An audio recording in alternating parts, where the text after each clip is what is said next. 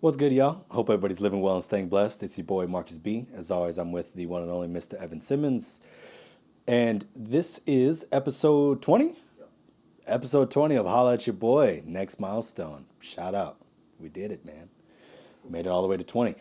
Anyways, today I sat down with two of probably my closest friends, and it was as wild as I had hoped for, as well as emotional as I thought it was going to be, and it was with the one and only Mr. Connor Towns, the first ever brought back guest, and Mr. Austin Roseman. We talk about all kinds of things. We talk about babies for a little bit. We talk about music, video games, movies, mental health, as I often do, as well as education and the band world. Overall, this podcast was so goofy and just such a good conversation, such a good time. I hope you guys enjoy it. As always, if you like what we're doing out here, make sure you follow, like, subscribe, share, show us love in any way that you can. Get this out to as many people as we possibly can. That's all we're trying to do out here. So if you can share and help us with that, it was greatly appreciated. Hope you guys enjoy the episode. Peace.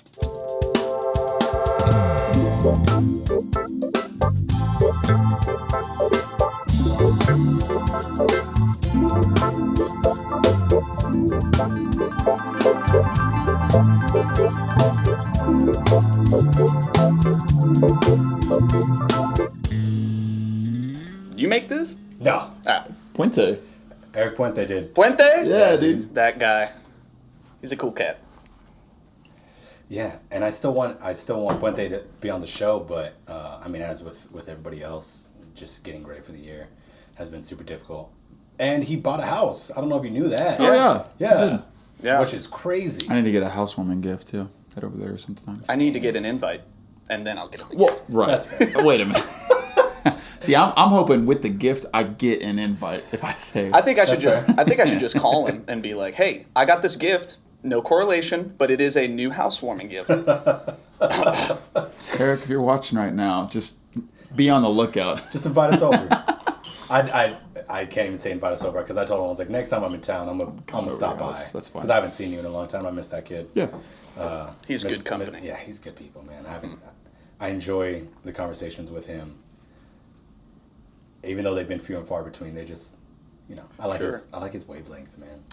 Sure. I don't know if you ever got to talk to Kevin Torres, my roommate. Barely knew him. Barely. Yeah. Never knew. It's the same deal where it's just like he talks very intimately about the things that he knows and can speak well on it. Mm-hmm. So it's it's just you feel comfortable when they talk. Good. Yeah. Anyways, Connor Towns, welcome back. Glad to be here. First ever double down, other than Evan Simmons. Yeah. Right? Impromptu. Impromptu. That's what it was. Impromptu too. That's good. Yeah, that's correct. Impromptu too. But we have a new guest, the one and only Mr. Austin Roseman. Hello. So, go ahead, introduce yourself. Who are you? Where you're from? What you do? Deepest, darkest secrets? Okay, I might refrain from the last one. Yeah. It's up to you. I'm Austin Roseman. I am a band guy as well. I teach middle school band in Central Texas. I went to Texas State. I grew up in Boerne, Texas. I was actually born in Austin, and I moved to Boerne when I was 5. That's where I got my name. Not a lot of people know that. Really? Yeah, that's actually true. Like, my parents are very unoriginal. Huh. Yeah. That's his deepest, darkest That's my... Tell no one. That's my deepest, darkest secret. Okay, good to know. Mm-hmm. Funny enough, similar to my parents, on my mom's side, her name is April. Born in April. Her other sister's name is May. Mm. And then the third sister's Melody. I think she was born like That's my favorite month. The 13th month. Yeah. She was born in a month that just, I don't know if it's like November, but I don't think you can name a kid November. It doesn't Why not? work. I'll try it. There's some crazy names out there. Well, you're out here saying that you're going to name your kid Chad Jamba. Dude, that is an amazing name that no one, or rarely anyone, supports me. Chad Jamba Roseman, my firstborn son. Or daughter. I don't care. I don't discriminate. Yeah, it's 2020. My daughter might hate me if I do that. Oh my God. I just think about getting really mad at my kid because they didn't do a chore, and I'm just like, Chad Jamba, come here! And I get really excited. I don't think I have that. I don't share that same sentiment. What? Of Chad Jamba? Yeah. What do you... I don't think, like, I've thought about my kids' names before. I'll share that one, but I don't think I've ever thought about already yelling at my kid. All right. Well, I don't want. It's not like I want to yell at my kid, but if I know me and I know how I was as a kid, It's fair. I'm probably gonna have to raise my voice once or twice. The streak isn't gonna last long. Oh yeah. I'm thinking maybe a year and a half before you yell at him or her. I'll give you a year and a half from born date, birth date. Well, birth I hope not. To be honest, I hope I start screaming at my kid when he's 18 months old. I really hope I don't do that. Kids are too soft these days. Yeah, it's because we're not taking advantage of, We don't have to talk about being... my opinion on babies, but we can if you want to. Let's get into it. All right, so here's my opinion. Here's my opinion on babies. It's just fast. I think babies are kind of useless. They're like animals. They're like cats, right? You have to take. No, this is a serious thing. I'm serious. Okay. You have to take care of them, right? And what do? They keep you company. Yeah. And that's it. And they use the restroom whenever they want, wherever they want. They don't pay rent. Yeah.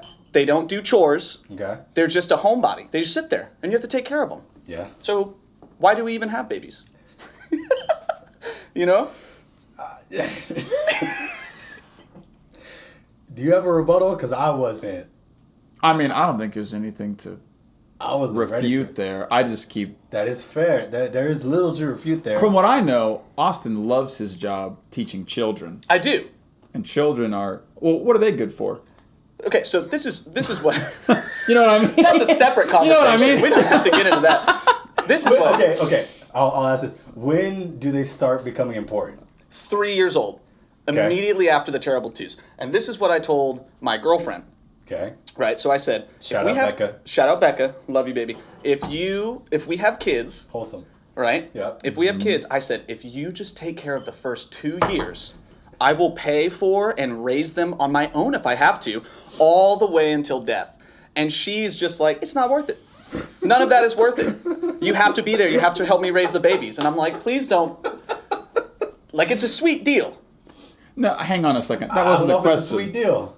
What? I don't know if that's a sweet deal. What about the age of 3 Yeah. that clicks that you go, Why oh, are look they- what you can do now. Look why at are the they new important skill. now? Oh, well, I don't have any kids, so I really am just talking out, my rear right now. But I'd say potty training and being Definitely able sucks. being able to just speak with them, Okay. Where do you Okay. stand on baby talk? Oh, I love baby talk. You just don't like babies. Sorry, No. not don't like. You I just think didn't- they're I didn't say- useless. All right, I will say this. It's not that they're useless because, babies. They turn into fully grown adults and Eventually they're human. become real people. Right. President Lincoln was a baby. Look at him. Sure was. Look where he ended up. Everybody was a baby. As far as we know, that's point true. in You're right. There's no irrefutable evidence Yeah, against I mean- that. I mean, this is all a simulation anyways, so Do you really think so? I don't know, man. Some days it feels a lot more like a simulation than others. Some days it's like, whoever's got me jacked into the system, like just pull the cord and I'll wake up and go, that's it. Some days it's really nice. But some days it's weird out here. That's pretty dark. It's a little dark, but no, I He asked agree. for the deepest That's dark. also agree. that's just the Matrix series. Yeah, no, that's all- like the whole all it first is. movie. Yeah, that's it. Oh, okay. Yeah. I mean, I think if there was a simulation, I think The Matrix is probably the pretty closest one to it. Pretty closest one. That was a terrible sentence structure, but you get my point. I think they're pretty close to on the nose. I think Wall-E is a close second. Oh, you just mean like We eventually just get where we're headed? fat and in space, and We're I pretty hope close. pretty close. Yeah, we're back in space now, We're back in space, and there's the Shout out obesity. Space Force. Yeah. Shout out Space Force. Shout out Elon Musk. If you want to be a sponsor of the podcast, let me know. There we go. Elon. Reach out. Have your people talk to my people. My people is me. So just reach out to me. That's great. You never know with Elon. He's pretty crazy on pretty social crazy. medias. But But yeah, I think there's just as much chance of us being in a simulation as there is anything. Like, But why? What do you have any evidence towards that, or are you just being like, whatever? It could be true. It could not. Could be true. Okay. People killed over writings from a book for hundreds and thousands of years, so and a lot of people will argue for that and for against that because everybody thinks their book is right. I don't know. I'll be real, man. I don't know what that has to do with the simulation. You're right. That's history. That sucks. Also, what book has been around for 100,000 years? Hundreds and thousands. Oh, okay. I was like, what book is 100,000 years old? Yeah. There are people in this country right now that would say The Art of the Deal is probably the oldest, the oldest, grandest, best book there may have ever, in this universe, for sure. The Art of the Deal. What was I going to say? It doesn't matter. Yeah, but I don't know. Listen, if we're in a simulation, well, okay. Here's what I'll say: if we are in a simulation, leave me be. I just want to stay in the simulation because I really like my life, and my life's going pretty well right now. And if someone pulled the plug and I was in a real Matrix situation where I'm just in a vat with hundreds or millions of other humans, that would kind of suck. Yeah. Yeah, I just think if it is a simulation, what are we going to do about it? Yeah. Also true. What power do we have? Okay, you just got to accept that and go, cool. Yeah. I mean, that's kind of where I was trying to go with the whole book thing. I made a statement and I didn't. It's okay. I didn't have an end point. That's fine. But we've made several statements in the 10 minutes we've been here. I don't know where we go from there. That's the moral of the story. Is you just either way, okay, just deal with it. Dude, I'm gonna maybe apply for a new job somewhere, or I'm gonna get back to work, and they're gonna be like, hey, so listen, we heard that you hate babies. I was a baby once. So was my mother and my mother's mother. And everybody I've loved. You can just say, yeah, but you also did one day turn 3. You saw the light. Just like You saw the light. That's a good rebuttal. that magic That is switch. a good rebuttal. Yeah, once you turn 3, then you become useful. You can do chores at 3. I mean, if you really try, you could do chores at 2. I don't know. I think the idea that usefulness and age have any correlation is a pretty tough argument to make, considering. Because think about it. If you want to say that about babies, Sure. you could also say And that about. I do say that about He babies. does. Okay, so Doubling down. I would think that you would feel that way about the extremely elderly as well. No, dude. Respect your elders. Right. Okay. So They have so much wisdom, even if they can't talk about it. You should show respect to your elders. yeah. Do you disrespect your elders? No, I don't disrespect babies either, though. Well, maybe you should start. I think I'm done. I think I'm good. Let's go to the next. I just wanted to This is my lay that final question. logic out there. If you're talking about When you see a child in the wild, Is this what? God damn it. A child You sure? Okay. A child in the wild. Did I hit something? No, just every now and then. Oh, all right. Is this yeah. is this like Pokemon? Do you just go to the supermarket and you see a baby in the wild and you're like, Well, yeah. I mean, they're not roaming free. Well, They're we with used their to. Family, that's fair. Yeah. look how far we've fallen. Our babies can't even support themselves in the forest. I don't know that I could do that. You tell me, you say, I'm going to drop you in the woods. You're a 24-year-old man. Support yourself. And I'm like, man, Do you get any tools? No, you get nothing. You can build them if you want to. Do I get a pocket knife? No. So none. Hey, man, listen, the tadpoles, they just got birthed in that lake. They don't get a pocket knife. They're going to make their way in this jungle. You got to also. That's fair. And you got thumbs, among other things. But the tadpoles aren't the superior race. Then why do they feel better in the middle of nowhere than we do? How do you know that? What do you mean? What are you talking about? Tadpole emotions? No. Not tadpole power. Oh, okay. All right. I spaced out for a second. I came back and I said, what are you going on about? All I'm saying is that every other thing in this world, we don't expect anything from them other than like you get born and then you do the thing. Maybe in some species they get like a little bit of help from their parents, you know. The ducks like follow the mom, but at some point they break away. With us, it's like, hey, you're not going to be able to even remotely feasibly survive on your own until you're like maybe at the earliest 5 or 6, and even then that's a big gamble. That's a real big, you know what I mean? I was gonna say 12. Yeah, even then you're like, hey, you know, if someone said, I left my 12-year-old in, you know, the desert, but they'll be fine. Animals are fine. We would all go, no, we're gonna have to arrest you. Yeah, I was about to say, I think that's not okay, right? Yeah. I think Pokemon definitely has it right. The rule of 10, right? Once you're 10 years old, you get to go be a Pokemon master, or you stay with your family and you learn, you know, the art of the deal. Trade. Which is great too. It's a great profession. But what I'm getting at is, at 10 years old, parents can be like, you know what? I've taught them enough. They're going to go catch every wild Pokemon in this region or the world. I don't know. Again, we've fallen so far from our ideals. Okay, let's talk about that. Let's branch off into that. So, what is your favorite Pokemon game? Oh my gosh. I didn't. Like, I grew up with Pokemon, but I never made it past red or yellow. I think I got a blue, but that was it. Those are all the same, kind of. Well, red and blue are like the same game, but yellow is where Pikachu follows you, I think. But it's the same region. Okay. Yeah. So Did you never got into Pokemon? No, I didn't. No. So I think I've told you this. Like, a friend of mine in elementary school was like, "Yo, his Pokemon's crazy," and he was playing it all the time. Whenever I would go over to his house, he was playing it, and the entire time I'm watching him, I'm going, "Man, this is boring as heck." You're just like stat building, and you're like running around trying to get all these little items for what? So these little animations go, yeah, and then you fight. But then I got one.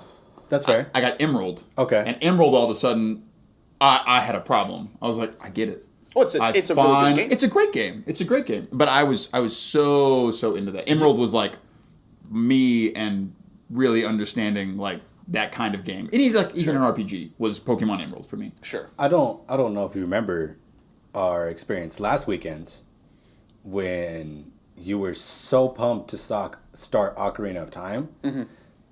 And then I played that one part of a very small level, and then I ended up back in the same room, and I threw the controller. Yeah.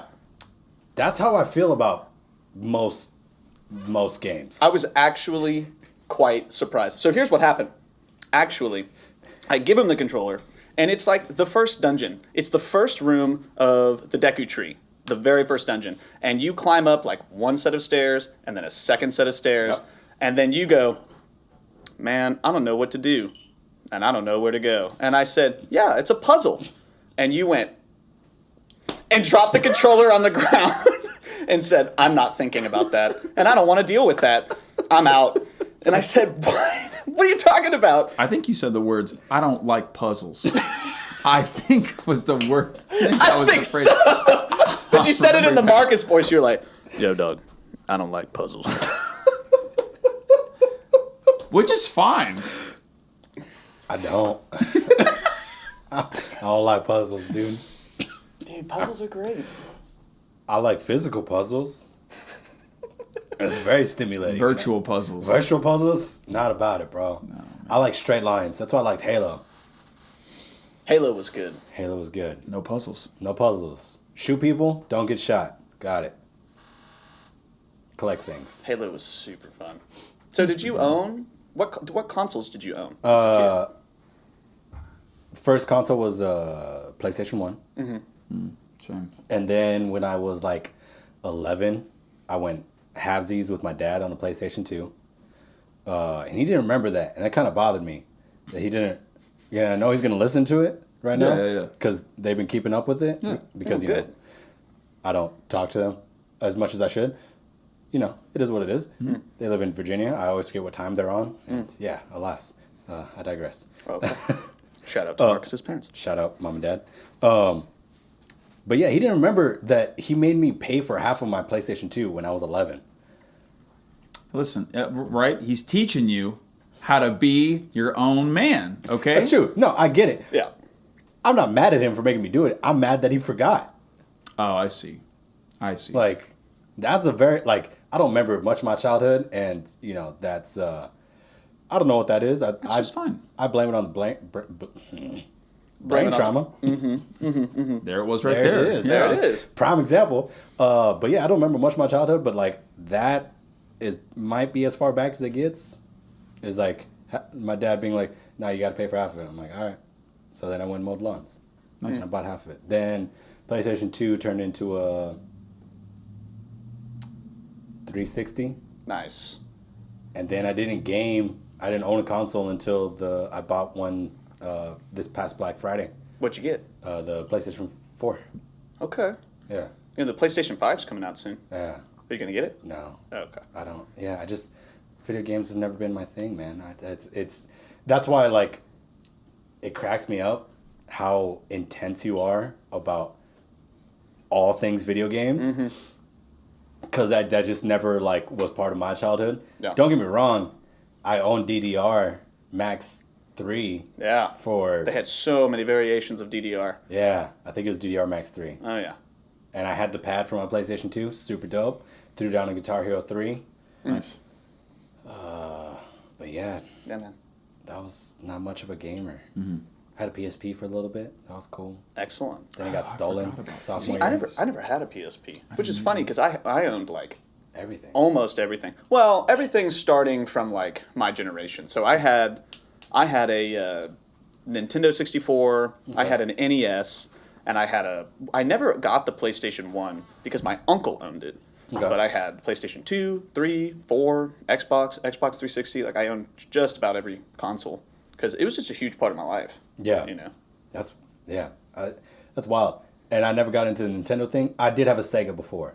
Because I played Sonic. I remember playing Sonic. But yeah, I was never in the Nintendo market. So that way, so as you are both well aware, I don't play Smash Brothers. Ever. Hate shame. that game. It's a good game. It's a terrible game. It's a hard game. It's one of the worst Melee games out there. I would disagree. I think it's a fantastic game. What Did do you you ever think play is one of the best ones? Mortal Yeah. Kombat. Why? Cool. The structure is so much better. Was Mortal Kombat, because I legit don't know, was Mortal Kombat ever able to do more than just one-on-one fighting? Yeah. So Yeah. it It turned into 2v2s. Okay. Yeah, I mean it's same. I don't mean to cut you off. Same mechanics as like Tekken. Yeah, I was going to say, it feels like Yeah. very much the same model like Street Fighter Yeah. in the same way. Yeah. Well, from what I remember with Mortal Kombat is, I think what you're alluding to is that it was never 4 people on screen. There was never more than 2 people on screen at once. Yes. And I'm pretty sure that's how it is still to this day, right? Yes. But Yeah, you could yeah. have like a roster of people, and then once you die, you could switch them out, or in the middle of the battle, you can switch them out. There was, it might have been like Shaolin Monks or Armageddon. That it was, you could do 4-player 2v2, and it was like tag team. I Like played- Tekken Tag. I don't know if you played that one. I think it was Armageddon. I played that one with my sister at my grandma's house, and that one was great. Armageddon was fantastic. That's the thing I really enjoyed actually about Mortal Kombat games is because like the first couple years, technology was a little bit more limited, and midway when they created the arcades, it was really like a money thing. Yeah. That's why they made the game so hard, so that people would keep coming back trying to win. There was multiple different difficulties, but for the most part, like the first 3 games were pretty much the same. Yeah. You know, just more characters. Once you got into, I believe it was 4 or Deadly Alliance, which is the Deadly one on the Alliance. GameCube, That's a which is good really one. good. They started branching out into, they kept the same structure for just one-on-one fights, and then they made a campaign. Yes. So the Deadly Alliance campaign is like hundreds or thousands of unique fights that you have to do with different characters, and you just do a fight, go to the next thing. Do a fight, go to the next thing. And I think that was the first time they had some sort of like progressive... I would say so. Yeah. Other than, I mean, the original model was just like you had the pillars and then you just had to eventually fight your way all the way up until Shao Kahn or Sun Tzu. Yeah, but it was cool because in Deadly Alliance, it wasn't just like, hey, you have to fight this guy. It was, okay, we're on level 38. You're going to play as Raiden, and you have to do this combo in less than 10 seconds. And it could be a really hard combo. It was challenges. It was challenges that you had to do. And it was really neat because it forced you to play with every single character, and it forced you to learn those different combos too. True. So it made you better at the game, and it was hard. And that's when, I think from there, they kind of branched out into like, I think after Deadly Alliance, it was the one for the Xbox. What's it called? Deception? Where it was like an RPG format. You had a character, and you ran around, you got to talk to like Sub-Zero and Scorpion, and there were 6 different locations, and you would go and find new characters. There was a clock. You could rest and meditate, and the clock would go, and depending on where you were, at what time, at what certain day, new characters would show up, secrets would show up. It was very immersive. It was really, really neat, and it sucked because a lot of people don't really talk about Deception or even know about Deception from my experience. That one very much for whatever reason. I think for the reason you enjoy it and the reason why I enjoyed it, the standard Mortal Kombat fan base was like, this isn't Mortal Kombat. Why aren't we fighting? Yeah. Oh, absolutely. Well, in Deception, they also had chess, and they had Tetris. That's right. Yes, they had all these different games that you could do, and it was so cool. And they also had the original, like, single player. You just go up the thing. It was very neat. Yeah, and then I think, Evan, you might could you look up the order in which Mortal Kombat came out? Sure. Because I think after that was Armageddon. I think it was 1, 2, 3, 4, Deadly Alliance, Deception, maybe Armageddon. It's either Armageddon Shaolin Monks or Shaolin Monks Armageddon. See, I've never even heard of Shaolin Monks. I think that was the last one then. So I think Armageddon was before that then. And Armageddon was super dope because that was the first one that had every single Mortal Kombat character as an option to play with on the single player fighting form. That was when they really, or from what I remember, that's when they really changed the story up. Yeah. Where like everyone showed up, everyone's trying to do this one task, and then at the end, I think is the beginning of the Mortal Kombat reboot. Not X, but the one before that. So I think that was the 9th installation. I think Mortal Kombat 9 was just called Mortal Kombat. And it was a reboot of the original one. It was so good. So it's Mortal Kombat, Mortal Kombat 2, Mortal Kombat 3, Ultimate Mortal Kombat 3, Ultimate Mortal Kombat Advance, Mortal Kombat Trilogy. Those are all just extensions. 4, There's 4. Mortal Kombat Gold, Mortal Kombat Deadly Alliance, 5. Mortal Kombat Tournament Edition, Mortal Kombat Deception, Mortal Kombat Unchained, then Armageddon, then Mortal Kombat vs. DC Universe, Mortal Kombat Arcade Collection. There's another Mortal Kombat 2011. I think that's the reboot. That's the reboot, yeah. Then Mortal Kombat X and Mortal Kombat mobile game and Mortal Kombat 11. Yeah. Huh. Have you seen anything about 11? I've seen a little bit. That looks super dope. I don't even Where play was Shaolin Monks? Kombat, Wasn't in that list? I That's know what that I'm was a saying. game. I was like, Shaolin Monks, I've never heard of that Mortal Kombat. Can you look that one up for me too? That could be Mortal something Kombat else. Shaolin's a spin-off action game. Oh, okay. You can play as starting Liu Kang and Kung Lao. Yeah, that was the first one where you had the option of playing as Kung Lao as like a main character. Really? Yeah. I've never even heard of that. Armageddon. So Kung Lao came out in like 2 or 3, and then he just kind of went away for a really long time.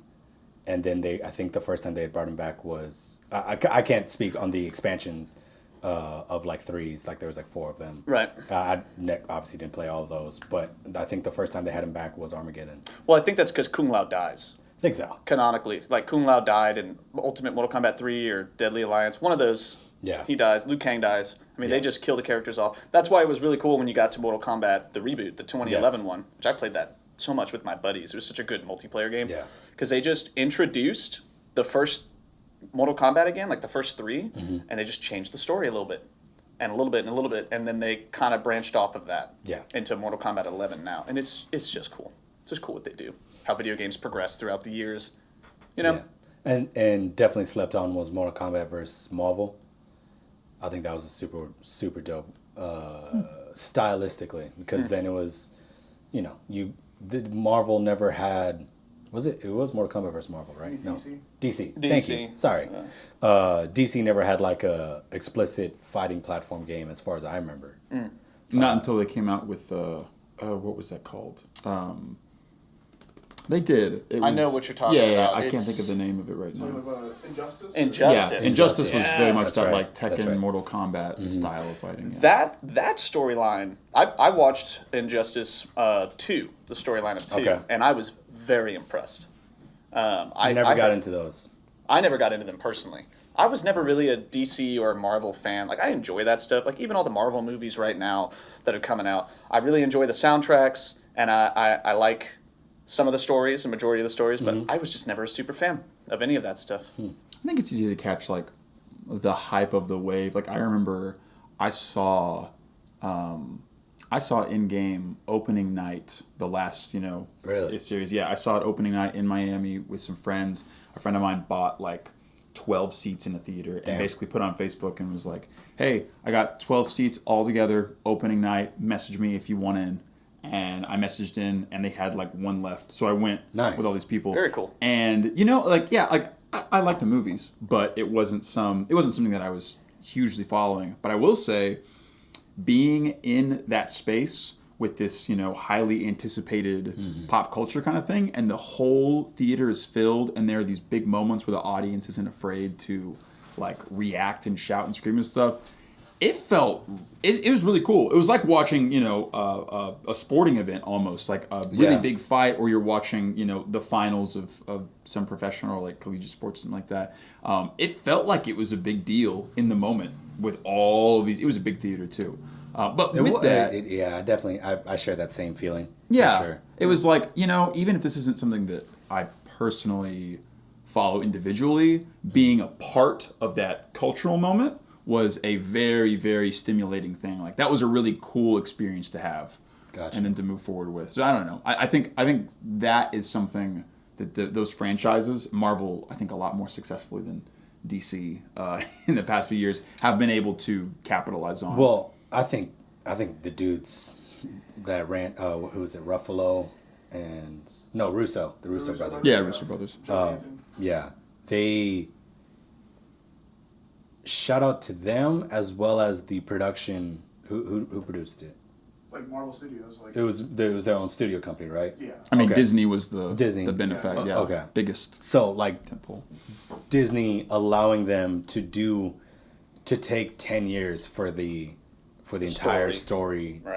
to unfold, to allow, like, nobody asked for an Ant-Man movie or Yeah. a Captain Marvel movie or anything like that, but they were very much required for that 10-year span, and the fact that they did allow them to do that, and you kind of it forced kids to learn about different characters, which I think was super dope.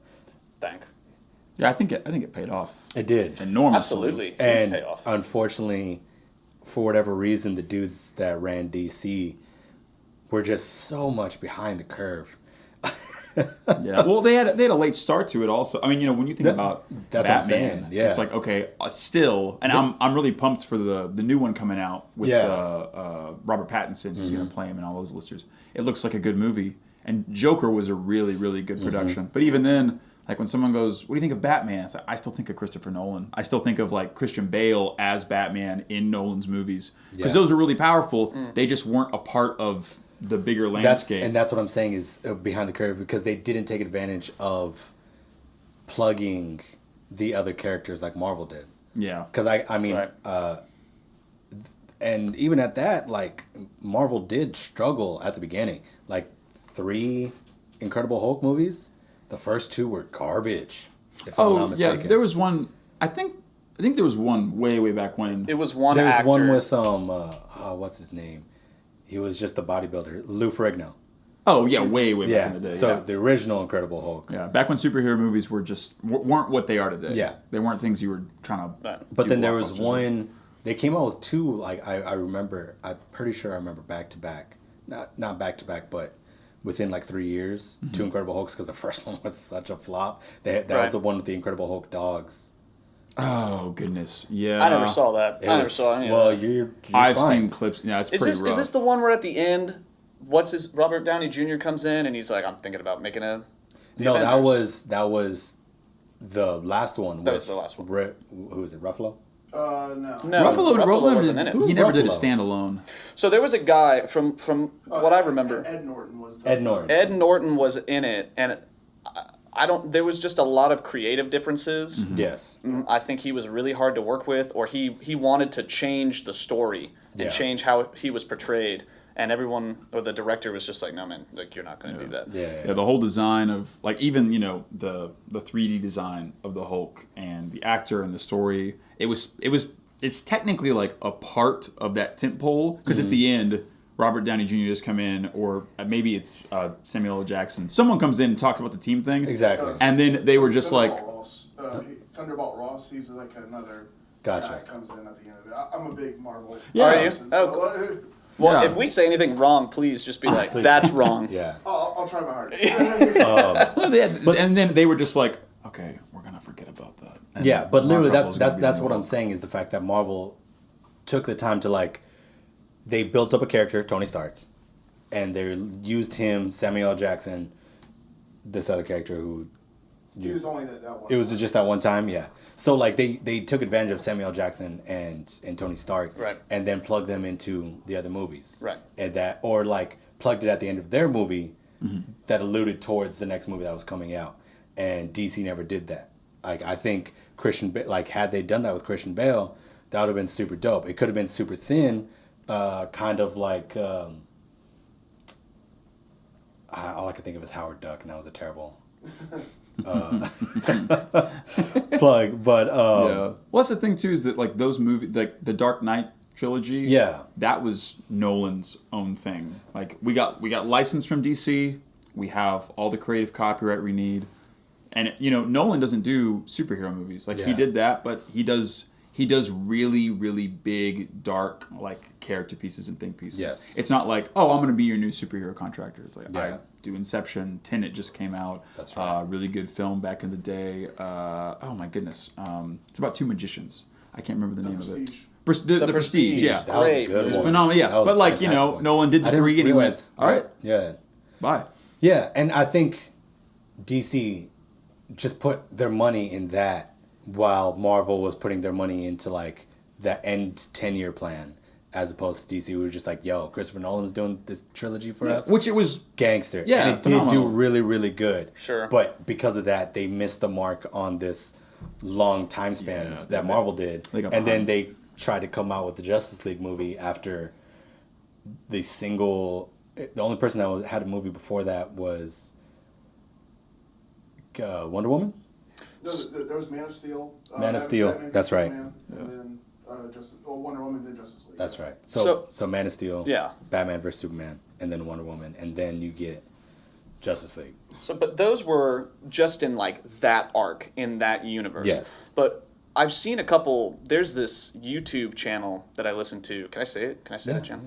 It's called the Cosmonaut Variety Hour, and he's Say it again? The Cosmonaut Variety Hour. Okay. He's on YouTube. He's got like 1 million subscribers now. He's a really cool guy. Shout out. And shout out. And I've been listening to his stuff for like a year. He talks about video games. He talks about comics. He talks about board games. And Okay. he's a real big Marvel guy and a real big DC guy. He's a huge nerd, right? Gotcha. And he's made a bunch of videos on standalone movies from DC that I didn't even know existed. Like there was Really? a Catwoman movie, right? Oh, yeah. There, Yeah. And With it Halle was Berry. with Halle Berry, and it was rough, in my opinion. Super rough. Super rough. They came out with a who was the blind lawyer? He had a Daredevil. Daredevil. Is that Marvel? That's Marvel. Okay, that's Marvel. But Yeah. so Catwoman, and there's a couple other that he has on his channel that they've always done kind of rough Yeah. in the real life sense. But as far as animated movies go, Oh. I think that DC has always had it down. DC far superior on the animated and as the TV series. Even the live action. Like I think, did you guys ever watch Punisher on I didn't. Netflix? Oh my God, Kind of. That's Marvel. that's Marvel. That's Marvel as Is well. that really Marvel? Yeah. Okay, so then I take that back. The animated series, like animated Justice League, Right. fantastic. Oh Yeah. my god, so good. They have a lot of, animated full-length movies. Yeah. That are really, really legit. What's the Joker? Bullets. The Killing Joke. The Killing Joke. Yeah. That was fantastic, if I remember correctly. Yeah. And who's the voice? Who's the voice of Joker? Mark Hamill. Mark Hamill, right? Yeah. So Skywalker. Oh, yeah. He's been the Damn, voice you of do Joker know for all these things. decades. Shout out. I know. I keep looking over to Evan. I'm like, who is this? He's like, I got you. I got you. I know stuff. What can I say? Yeah. All right. That's. Did I know that? I don't think we've ever. How have we talked about movies so much and you've never fanboyed on Marvel? I don't like to do that in public. Sorry. That's fair. Okay. But yeah, it's, I don't know. I think they really tried to force the arc on the DC thing. And I think Wonder Woman was a fantastic movie. Like that was, oh my God, that was such a good movie. Yeah. With the arc thing, there's this whole okay, we see that. I mean, anytime anybody sees someone doing something new and it's working really, really well, and then go, hey, we have that content, we That's have fair. that model. Are we missing out if we don't do this? Are we losing out on a potential opportunity if we don't try to do it? Well, I think they could have done it the same way, and I think they would have been better for them. Because, it doesn't make sense that you introduce Aquaman before the Aquaman movie. See, that's the thing. I haven't even seen half didn't of see these that. standalone movies. I feel like I'm not invested in it. Exactly. Yeah. And for whatever reason, that's what I'm curious about, is how Marvel created that investment, created that culture of nah, man, you're gonna enjoy Ant-Man. You're gonna really dig Ant-Man. That was okay. But even at that, it wasn't the best movie, but Sure. I enjoyed it. Yeah. And then Ant-Man and Wasp, in any other situation, Ant-Man doesn't get a sequel. The way that it came, it was just that was a good movie, did fairly well at the box office. If it wasn't a part of the entire timeline, I think 9 times out of 10 they don't get a sequel. Yeah. But they needed to introduce the Wasp, so that way when you get to Civil War, you have another character in there. You know what I'm saying?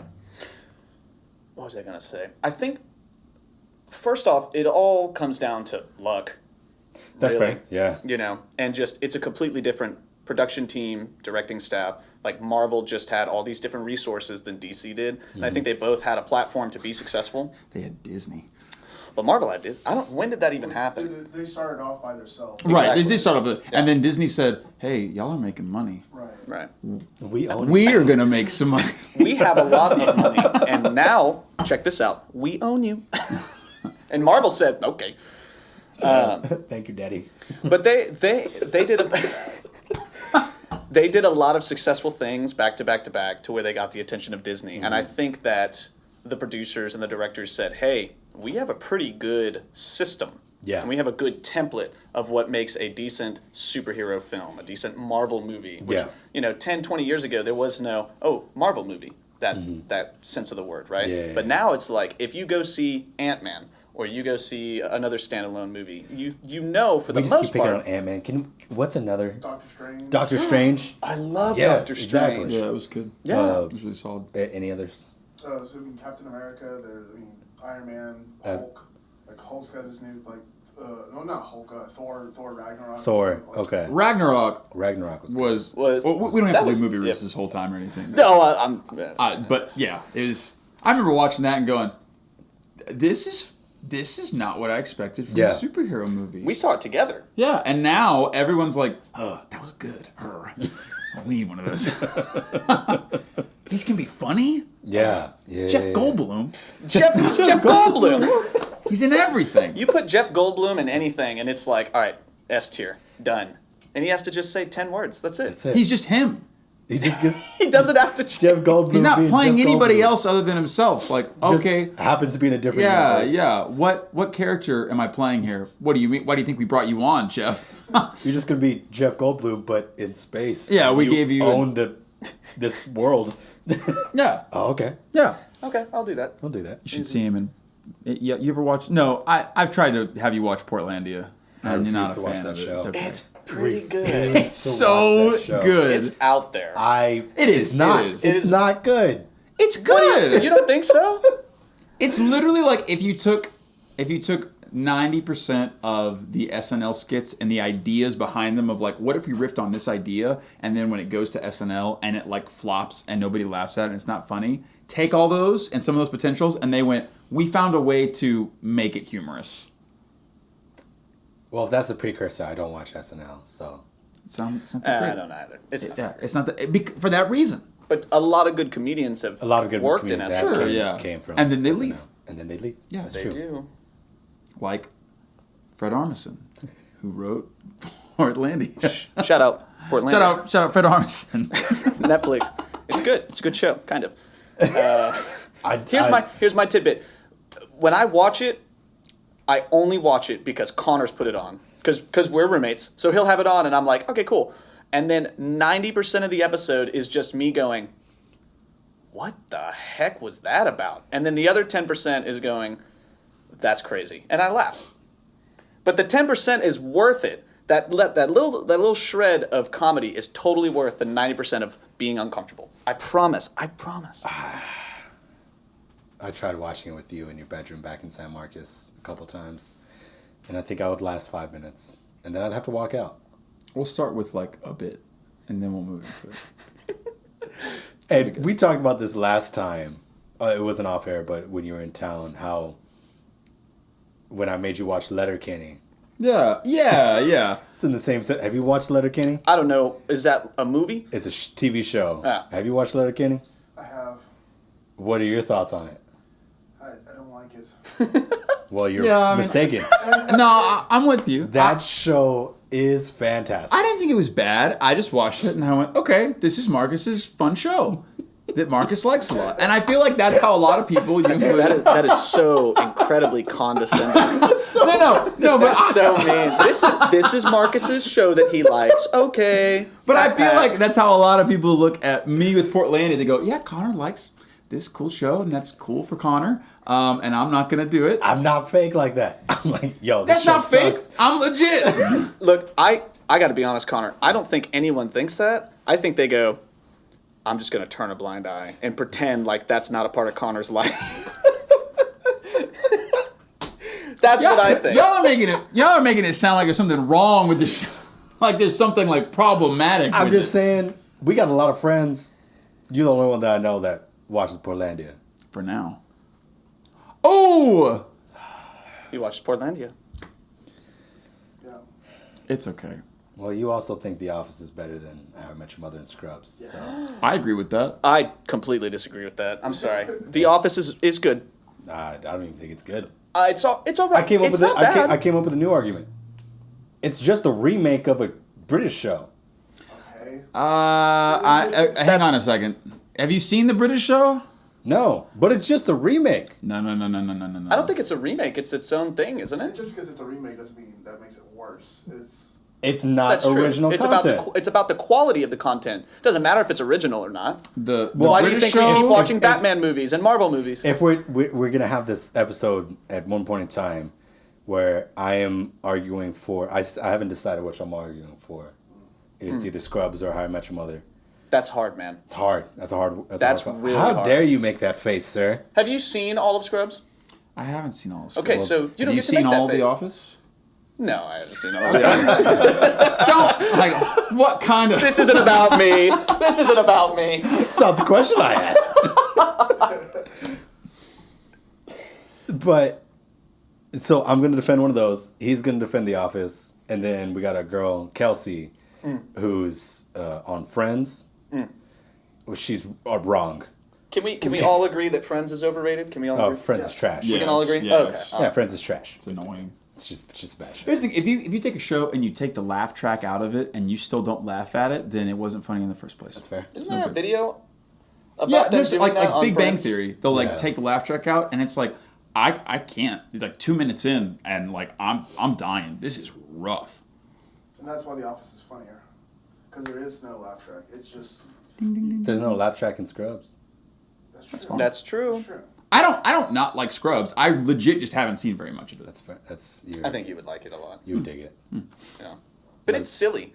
It Very really is. silly. It bounces back and forth between like being silly and and being kind of serious. Like Very there's some serious. moments that have definitely Very, very made me serious. cry, and I'm like, oh my gosh. I can't remember what episode it is, but there's an episode called Steak Night. And Steak night, we're gonna eat it right because it's steak. Heck yeah, dude. uh, I used to say that when I was in high school. My mom would make steak. I'm like, it's steak night.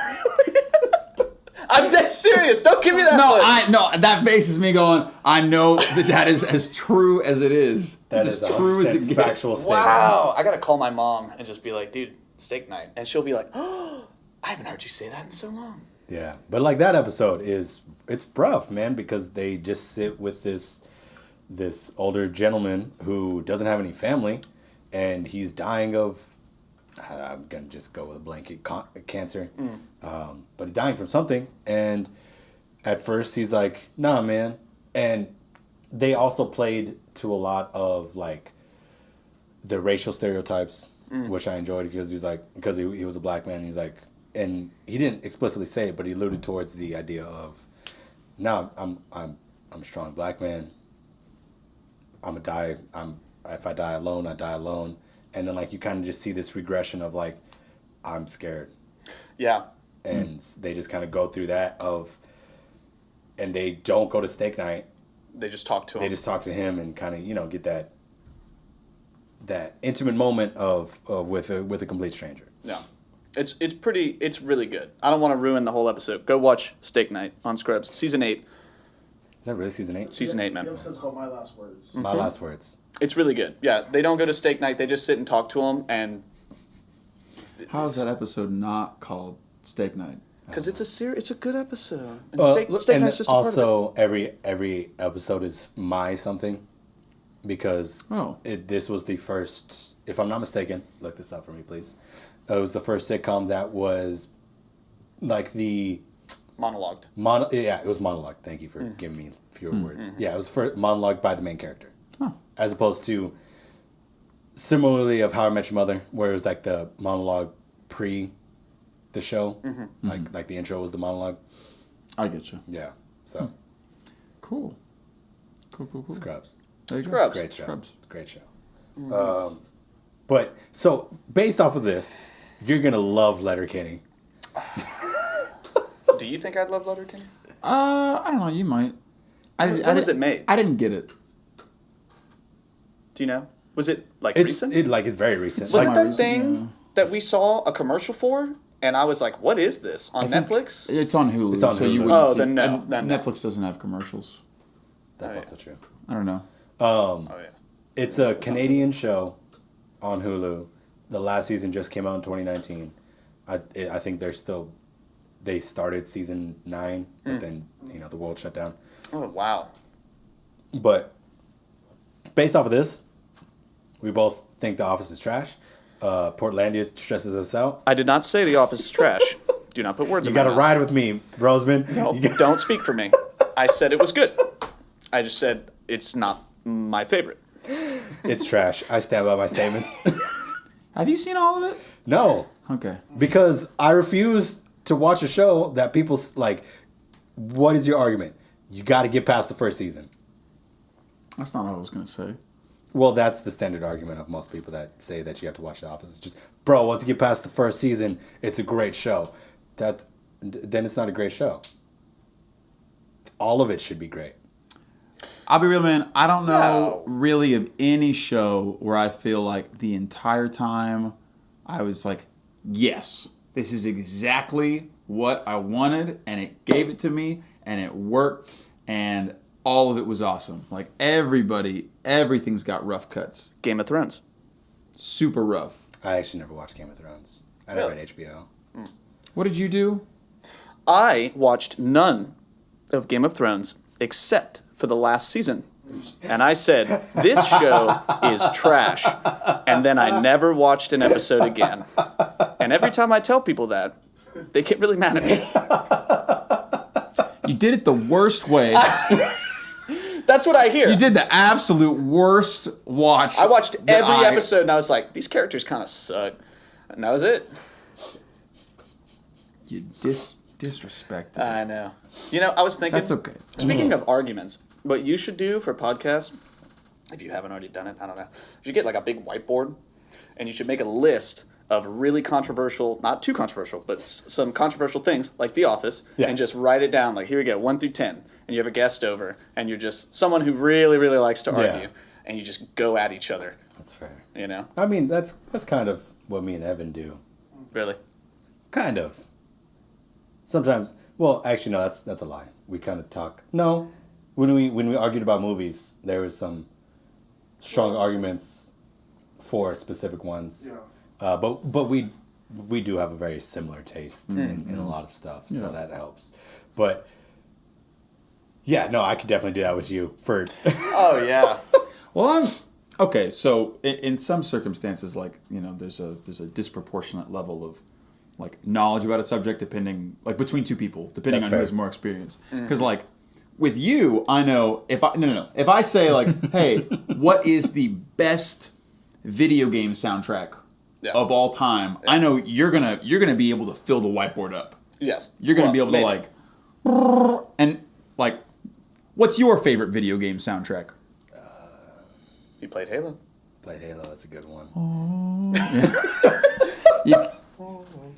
We all know that. Even if you didn't play. I'm a Def Jam, Five for New York. I think that was a fantastic soundtrack. You know why? Is because it mainstreamed a lot of underground rappers. So pretty cool. did Tony Hawk. So did Tony Hawk. Tony Hawk had an amazing run through. They had great soundtrack on that.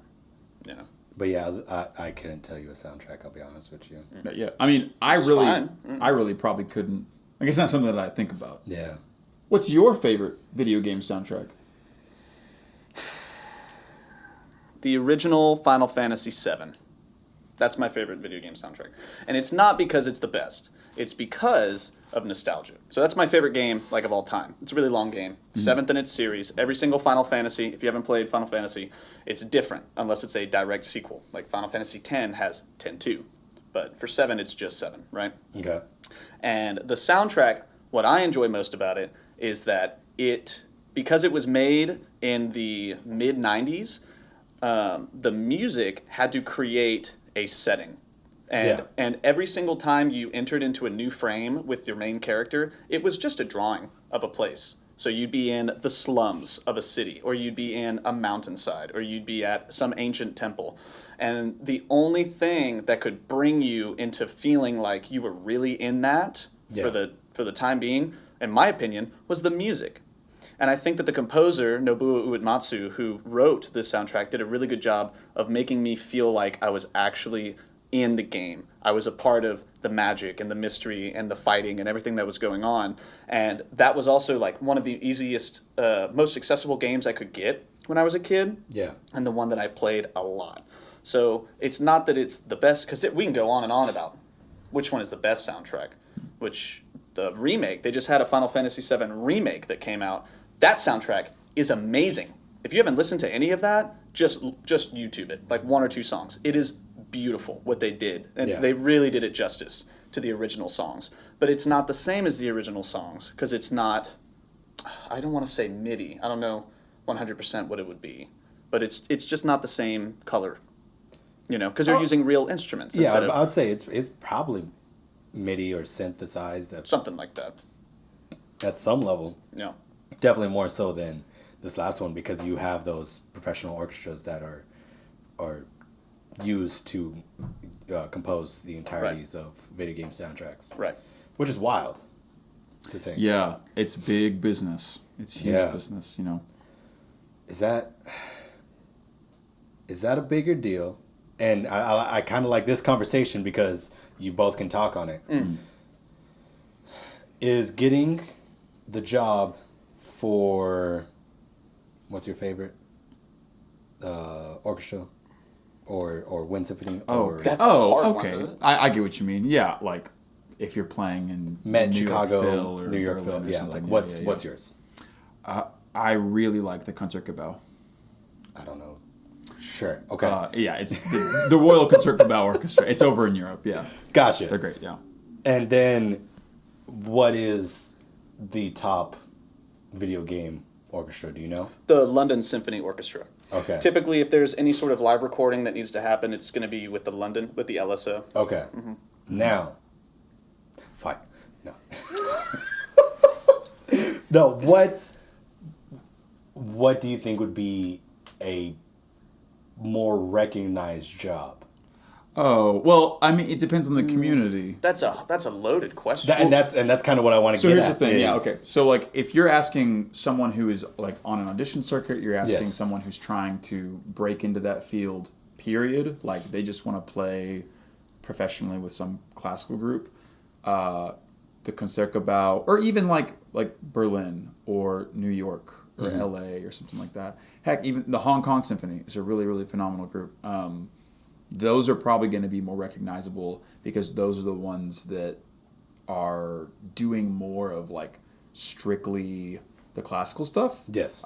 Like growing up, like in high school, when I was like trying to listen to more instrumental music, the closer I got to thinking that, okay, maybe I want to go to college for this. Like you go to Spotify, you go to Apple Music, wherever. The group that most broadly shows up for any recording, like classical otherwise, as an orchestrated group is the London Symphony. Like you get, 100 most important classical music songs. Most of the groups on there, if they're fully orchestrated, it's going to be London Symphony because they do a ton of recording. They just also know that to be a profitable orchestra, especially nowadays, doing the video game music, doing movie music, London Symphony does a lot of that. That is where you make big money, and they're smart for that. But like, that's just as hard of an audition. You got to play all the same stuff. Yeah. Well, this is what kind of I'm trying to.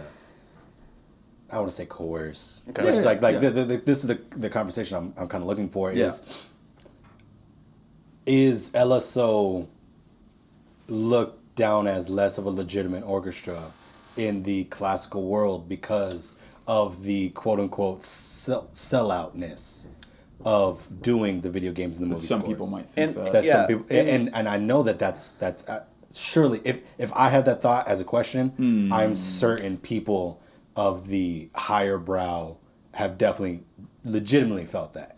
But then to your statement previously, that's how you found out about the top 100 best, like not best, but most it was like, notable. That's where you found Holst 1 and 2, Mahler 5. Yeah, Soft Chaik. Planets, yeah. Yeah, all those ones. Yeah. But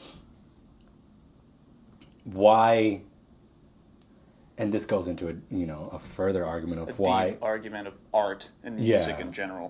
Why is the LSO less viewed as legitimate in the highbrow world of performance than a New York Phil, than a Chicago Symphony?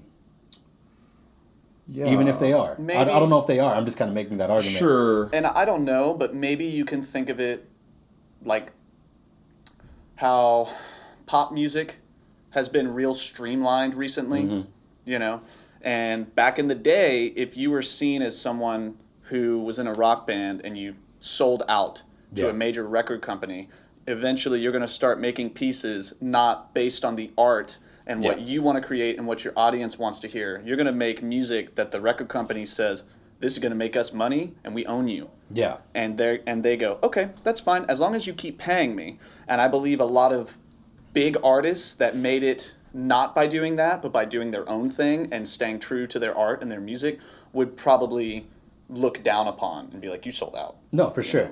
But then this is the further part of it is Hans Zimmer as legitimate of a composer as a Granger. I see what you're saying. Yeah. Okay, so first to go back, London Symphony is in an interesting spot because they, like the organization itself is not making their music in terms of like, they're not, the organization is not the thing that's writing it, right? When Yeah. they record a video game soundtrack or they get something scored for them, if someone was going to do there's like a Legend of Zelda, suite or something Yeah. that gets recorded. That music was made by one person on a controller Right. with, whatever synthesizer they had at the time, and for each game going on over and over again. Koji Kondo. Koji Kondo, right? So the guy writes it, okay? Yeah. And then later they say, we will be the group, or we will take on this as, either they're approached or they approach the other person. I don't know how that transaction works. But they're just going to record it. They're also recording like brand, very, very, very contemporary classical stuff. I can't think of his name right now. It's fine. There's like LSO comes out with just as many albums of like old music, of doing like old Mozart requiems. They do Brahms symphonies. They also do really, really new stuff. I can't think of his name. John Adams came to mind, but I'm thinking of a different guy. Thomas Addis is a super out there, like he writes and he plays and he conducts, and he's probably like the only person one of the very few people that can even successfully conduct his own music, because looking at it is nuts. Yeah, it's like the guy's a wizard. I don't know how I feel about that. So he's like, hey, you want to play my music? Some of this. I haven't seen any of it. I'll conduct it, because not many people are going to be able to like actually. Are you familiar with this guy? To know it. Oh wow. What's his name again? Thomas Addis. Thomas Addis. Ades is his last name. Is it on Spotify? Okay. Yeah. Oh, he's nuts. So like, if crazy. Evan hasn't heard of it, then not. Okay. I mean, but it's stuff that like barely anybody can play. Like professional stuff. Yeah.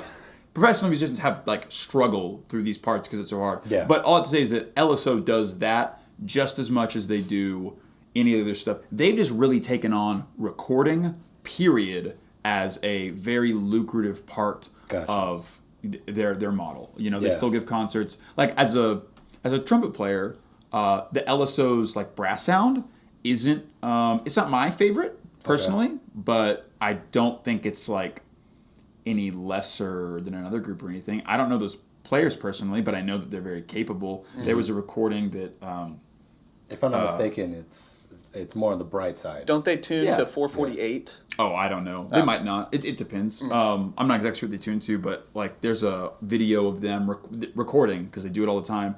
They're recording Bartók Concerto for Orchestra, which is a big piece. It's a big classical music piece. And in the video, something that you don't do in like the classical world, all the trumpet players are playing B flat trumpets.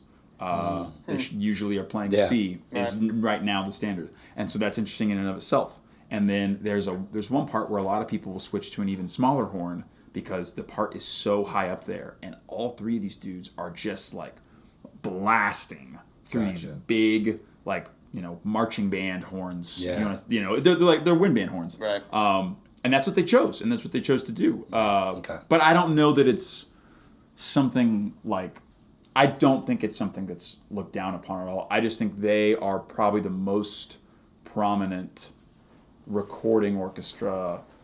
If they aren't now, they were at one point the most prominent recording orchestra in the world. But like everyone has their stuff. LA Phil is known for doing tons and tons of new work and commissions, and they play stuff. They just came out with like a full album of all of the Charles Ives symphonies. Yeah. Really? Yeah. Which I'm so pumped, because we haven't had a modern recording of all of those symphonies all at once, because no one else is going to do it, because everybody else wants to play like Mozart and Beethoven and all this stuff. But there's a lot of orchestras in Japan that their composers are the ones writing this video game music. Yeah. It's in the culture, so their groups are going to be playing that music in a more orchestrated way. I guess that's what why hasn't that been standardized here? I guess is the ultimate question. Is like why it just depends on ticket sales. Yeah. Really, I really think that's it. It's because if you've shown almost not, I wouldn't say forced, but just like you need to listen to this soundtrack right now, and that doesn't sound like. Does that sound like me? No, Connor just. Connor just brought to my attention, I think yesterday, that there's a lot of times where I'll be talking about a video game or a song in a video game or something related to that, and I'll go, oh yeah, it's just like this, and he goes, I don't know what that is, and I go, you don't know about this game? And I scream, and I get on YouTube and I start typing it in really fast, and he kind of just like, here we go again. So always good. I'm trying to tone down the aggressiveness. No. But that's what I like. I enjoy that because I don't know why I brought that up. Yeah. But oh, like your excitement for that piece is equivalent to Connor being like, no, you should check. Like, we're driving right now, and we're here in my car, so we're gonna listen to this concerto piece that I'm working on. Yeah. That's 7 movements long and doesn't really make much sense, but there's a lot of really cool stuff that can't really be done. So you're gonna listen to it and you're gonna appreciate it. I'm like, okay. Yeah. And then same deal with you. That's what because I'll be like, check it out. There's this orchestra, and they're playing an arrangement of a video game arrangement that's conducted by this guy. And if you listen to the horns in this section, blah, blah, blah, and it's like a 3-minute piece. And I force anyone that gets in my car, I'm like, hey, you're listening to video game music. I'm really sorry. But I think it's good. I want to know what people are genuinely excited about. That's true. No, don't get me wrong. I don't, absolutely. I don't say that with any distaste or I'm not going to get into you guys' cars. I think it's you guys both kind of force me to not, because again I'm more on the passion side of hip hop and rap, and I listen to more podcasts of those natures. So I don't I'm never gonna just in my downtime look up of course this new age trumpet piece. And you shouldn't. No, I mean, you should. No one should do that. Myself included. Yeah. No one do that. Don't do that. But every time you do show me a piece, I'm like, damn, that didn't make any sense, but that was super dope. Yeah. For sure. Yeah. Or the same thing with you, where it's just like, I mean, that was really cool. I don't know why you're that excited for it. They sounded great. It's because I'll be like, I first heard this on this day, and I was this, old when I heard it, and I thought about this. When I hear this, it makes me think of my childhood, or blah, blah, blah. And you give a nice little 10-minute synopsis of a 2-minute piece. I'm sorry. I'm really sorry. It's good. No, it's great. It's part of it. I think it's fantastic, and I do enjoy it. But it's funny how and this is partially why I started doing this in the first place. This show is because I like hearing things that excite people. Mm-hmm. It's such a genuine emotion when people finally get to talk about things that they care about. Yeah. Because you don't, unless you're like you, where it's just like, I don't care what you think. You're gonna know about my feelings on this. Yeah. I don't want to say normal people, but a lot of people will just be like, they're not into this. Yeah. I'm not gonna tell them about it. But because you guys have both done that to me, I'm just like, no, that's really dope. That makes a lot of sense. I get it. It's cool. I'm not gonna get super in depth into video game music. Otherwise, if I'm not with you, I'm not gonna get into any new age music because that's not my cup of tea. But I do enjoy it. So branching off of that, I think for me, from a selfish standpoint, and me personally, that's a big reason as to why I got into teaching music to begin with. It's because and I was telling him this the other day, one of my favorite feelings, if not my favorite feeling on the planet, is when something musically or something I've experienced has impacted my life for years or for decades, and it's made me feel good or it's made me feel bad.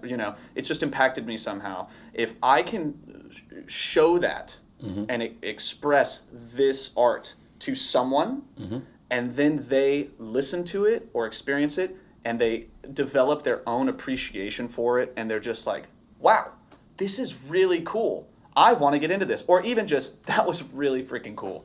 Yeah. Thanks for showing me that. Yeah. My whole heart fills up with serotonin. I'm just like, that is my purpose in life, to make other people experience things that I've experienced, and I hope that they are happy about it. And that's why I teach music, because music has kind of filled up my heart in that way as well. Playing music, because I play the trumpet. So when I'm teaching my beginners, anything, the look on their face when they're like, whoa, that was really cool. I'm going to try that. And then they go practice it, and it might take a day, it might take a couple months. And they show me, and they're like, I did it. Yeah. And I want to keep going. I want to do more. Can you show me more? That's when I go, yes, of course I will. And I would love to, I wish I had that.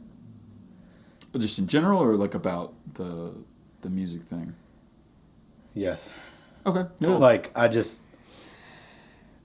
don't know if it's just in the world of percussion or just my world of percussion. again, the only thing I could kind of go on that in my experience is the Latin drumming that I did. Yeah. But other than that, like, due to the nature of, I think marching percussion tends to dominate the realm of my instrument. You don't get that level of like excitement. Mm-hmm. It's just like, yeah, that was a good rep. Do it again. So can I ask you something? Huh. So why do you think that is? And this might be personal, and we don't have to Yeah. expand on it if we don't want to. But do you think that is because of the line that you're playing, the high school marching music or whatever it is that you're doing, or do you think it's something like deeper, like you're just not excited about marching percussion in general? No, and you would try I think, something else like beginner. No, and I think it's just like a cycle of the people teaching the beginner percussion as the percussionist, unless you're in the case of like someone like Eric Puente, where he does get to just be a middle school director who teaches percussion.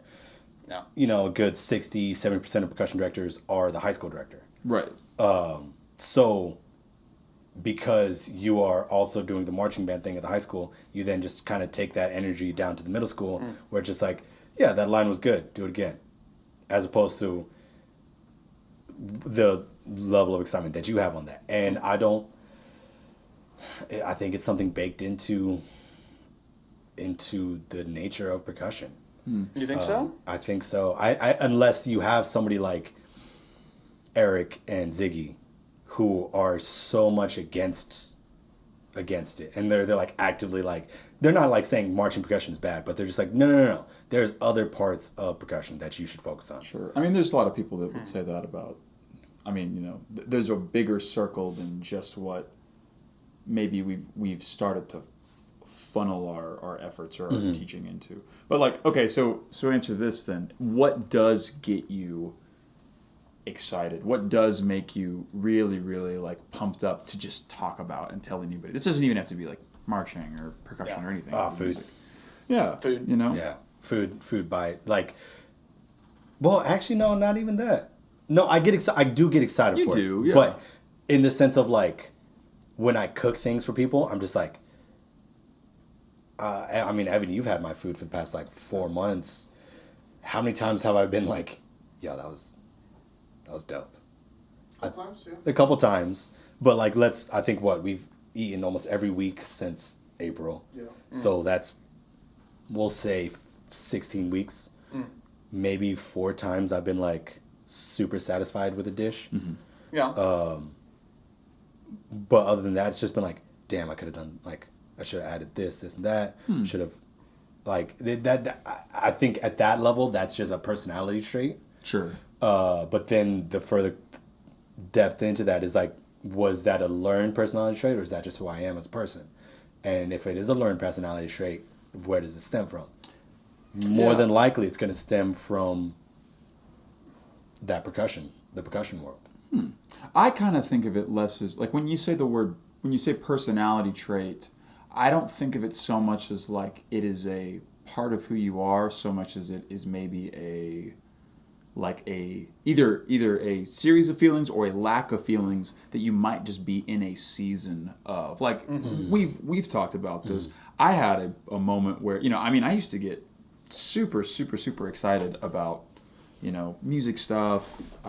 In college, I was doing a lot. I was a lot more enthusiastically going into things like practice and concerts, and you know, I really enjoyed playing a lot of people. And then something happened when I hit grad school, and a lot of that just kind of left. And there's, you know, all kind of reasons for that. But that's not to say that like all of a sudden that was a part of me. I think that was more of okay, I'm in a place right now where I have whatever environment I'm in has created a lack of enthusiasm, of interest, you know, taken on some depression and some anxiety. But that's not to say that it's something that's now like permanent. It's just, this is where I'm at right now, and maybe moving later, and maybe passions or, you know, genuine excitement or interest might arise in other places later on. And you just don't know. Yeah.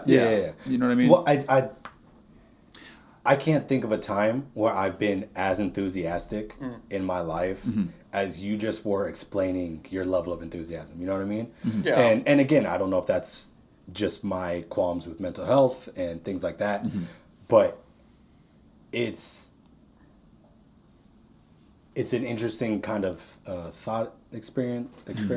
Well, I would like to clarify, too, that yes, I do feel everything that I said, and 100% of that is true, but I don't feel that every day. For sure. But But that even, is even that level of expression Right. is as I have never.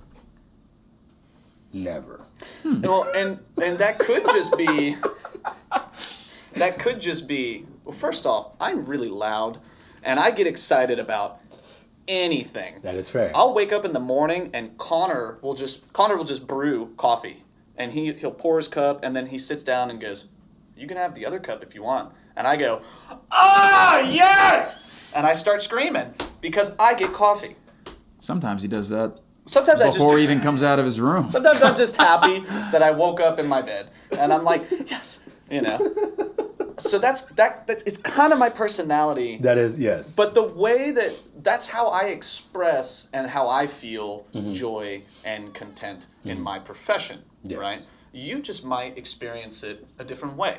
I don't think that it's wrong. Like, I don't think you need to feel the same level of excitement that I need to be content or to find happiness. You know? Yeah. And that's not what I'm saying at all. I'm just like, I've thought about it too. It's like, what is the reason behind not having that level of excitement? What is the reason behind that level of enthusiasm? Sure.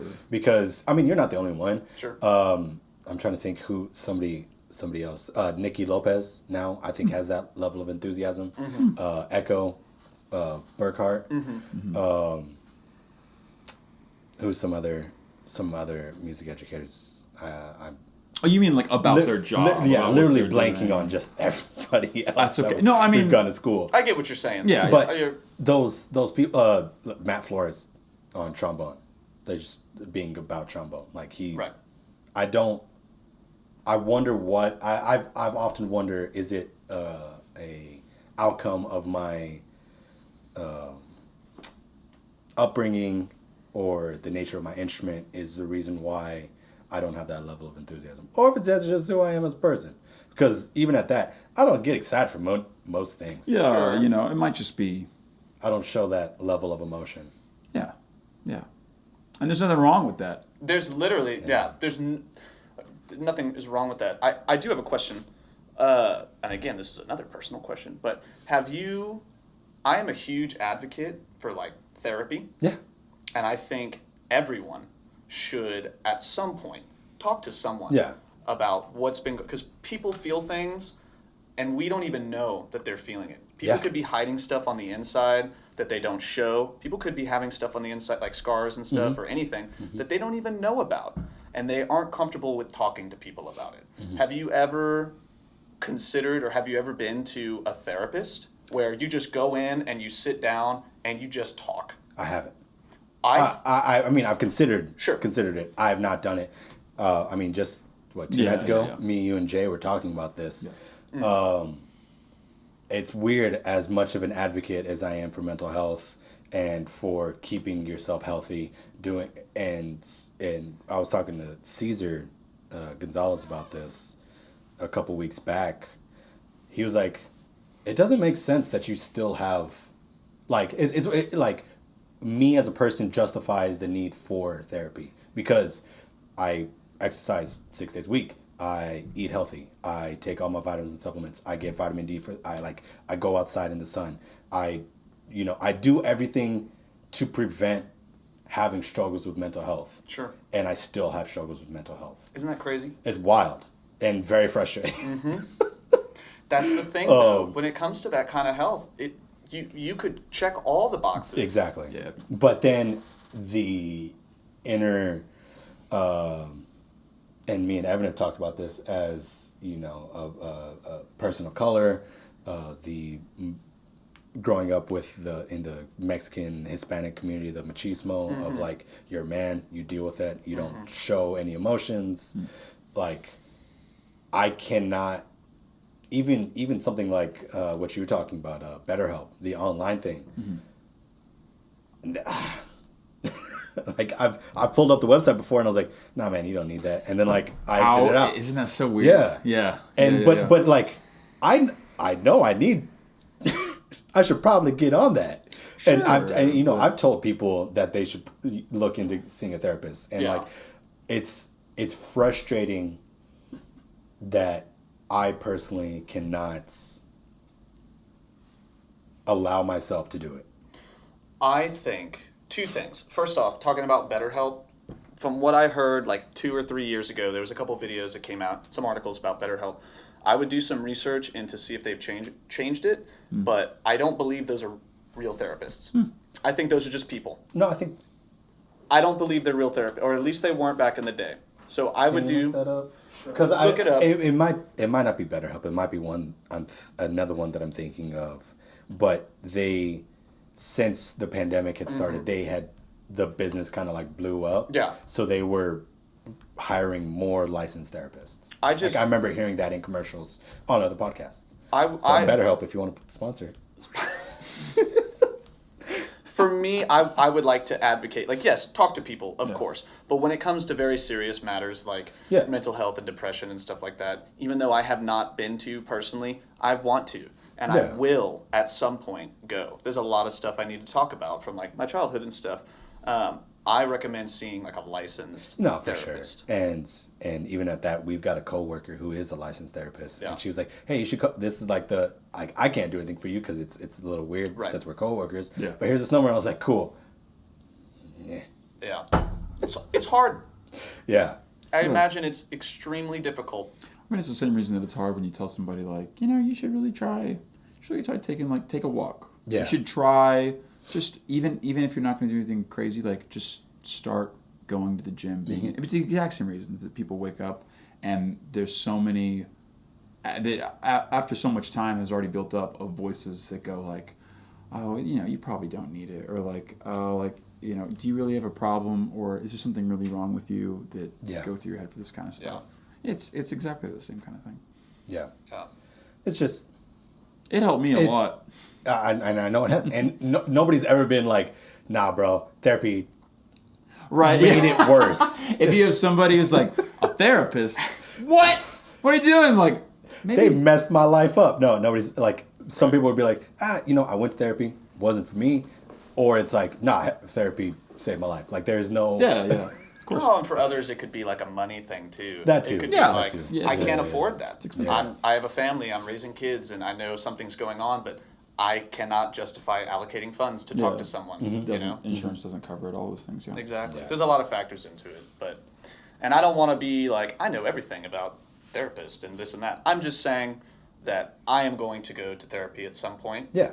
Because I think everyone should, and I think everyone should feel comfortable enough to go talk about their life and talk about themselves and kind of figure things out, if there is stuff to figure out. Yeah. I mean, there's always stuff to figure out. Sure. With a T. Yeah.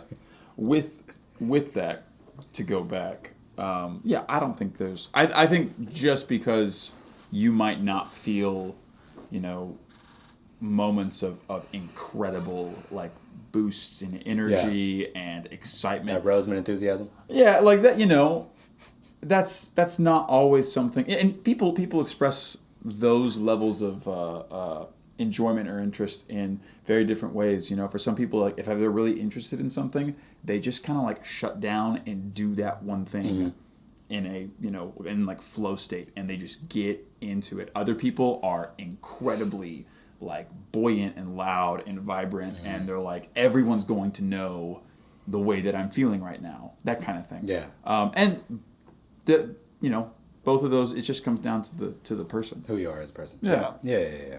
No. It again, to just kind of boil it back down, just things I've thought about. You know what I mean? Yeah. I often, because our friend group is wildly different. If you really like personality types, it's very very, like, there's a lot of connecting factors, right? Obviously, music is the thing that brought us all together. Right. You're really the only person I could talk to sports about. Yeah, and that's a very recent change. Very for recent me. change, Yeah. yeah. Very, very He has recent never change. been into. He moves in and he's talking about football and Yeah. he's watching the Miami Heat. I'm like, Yo, Heat are is playing this, right now. I'm We're trying like, to sweep these Bucks 4-0. Let's do is it. this an act? Ooh. Who are you trying to impress? And he's like, no. He's dog. impressing me. I got lonely in Florida, okay? But then on that, if I'm talking to anybody about fit health and wellness, it's going to be you and Scott. If I want to talk about kitchen stuff, it's going to be Sam. If it's anything brown, Jason. You know what I mean? Yeah. It's interesting how anything brown. That's a. Oh, you said it, man. I was I didn't say that. Yeah, we didn't say that. I was trying to include Jason. You don't have to fix it. It's like We just move on to the next thing. you were doing really good. Yeah. Like, you just keep going. But I get what you mean. yeah, yeah. it's funny how truly different our personalities are, and yet it's God dang, so fun. Last It's Saturday, fun. last And- Saturday was such a blasty blast. Yeah, and like those, I think those personalities, they can change Yeah. over time. I never thought that I was going to be able to really sit down and talk like basketball. It blows my mind. Yeah, me too. It's crazy, but at the same time, like I think, as a level of knowledge, I know more like classical music, I guess, than I used to. But Yeah. that isn't as big of a, that's kind of like faded away in terms of, personal goals or things that I really, really, really want to be. I know a lot about it, but it's not something that I'm as personally directly interested in. Yeah. I don't know if you feel that way about percussion at all. Yeah, Maybe you never felt that way. I don't know. I never did. Yeah. I know more about trumpet and trombone literature I'm sorry. Nice. than I do percussion literature. Nice. That sucks. Yeah, Y'all got it's- really good stuff. I know. Like way more creative stuff than the plumbing literature that we've got. Look, in your defense, I don't know anything about percussion. I was on a Google Drive, and it was me and my two coworkers and the percussion director on there. I was writing day one, first sounds, vibrations, air control, whatever percussion does. Mallets, I guess. I don't know, man. Well, it's all made up anyway, so you're fine. Yeah. That's percussion is just a lie, and it's eventually turns into conductors telling you to make sounds that don't exist. I mean, like the existence of Steve Reich at all makes me go like, yeah, y'all got it pretty good. You got good stuff, man. You got really good stuff over there. And nobody knows about it, Yeah. including a lot of percussionists. A majority apparently. of percussionists. But again, I think it's it kind of, you get dominated because our world is so dense. Mm-hmm. I think it's just hard to know all of it. Sure, yeah. You know what I mean? Yeah, yeah. I don't want to take anything away from trumpet, but at the end of the day, everything you're doing is trumpet, like for the most part. No, yeah, you're right. Yeah, You're absolutely like there's right. there's the variations on the horns. There's a difference between the affluent piccolo players as No, there but is yeah, the- like I don't but- need to go learn. I don't like if someone writes a piece and they go, "I made up a percussion instrument. You need to play it." I Yeah. don't have to like go do that. Yeah, like but then you have people again just between me, Ziggy, and Eric. Eric is pretty close to Ziggy as far as marimba goes, but I can't touch Ziggy with a 10-foot pole as far as marimba goes. Like he is so He's a monster. far superior. He is a to monster. Me. But then I have the drum set Latin drumline stuff on both of them, and then Eric has the contemporary, yeah. odd, weird ensemble soundscape stuff Yeah. on both of us, and it's like I can't, with my other interests, I can't dive into everything. Yeah, and But I don't think anyone expects you to. I think, your job is your job. Yeah. And I think you're always going to be good at your job as long as you are always looking for ways to improve. Yeah. Not necessarily for just yourself, but for your students and your staff. If you're constantly looking to get better, at some point, then you're doing it right and you're doing the best you can.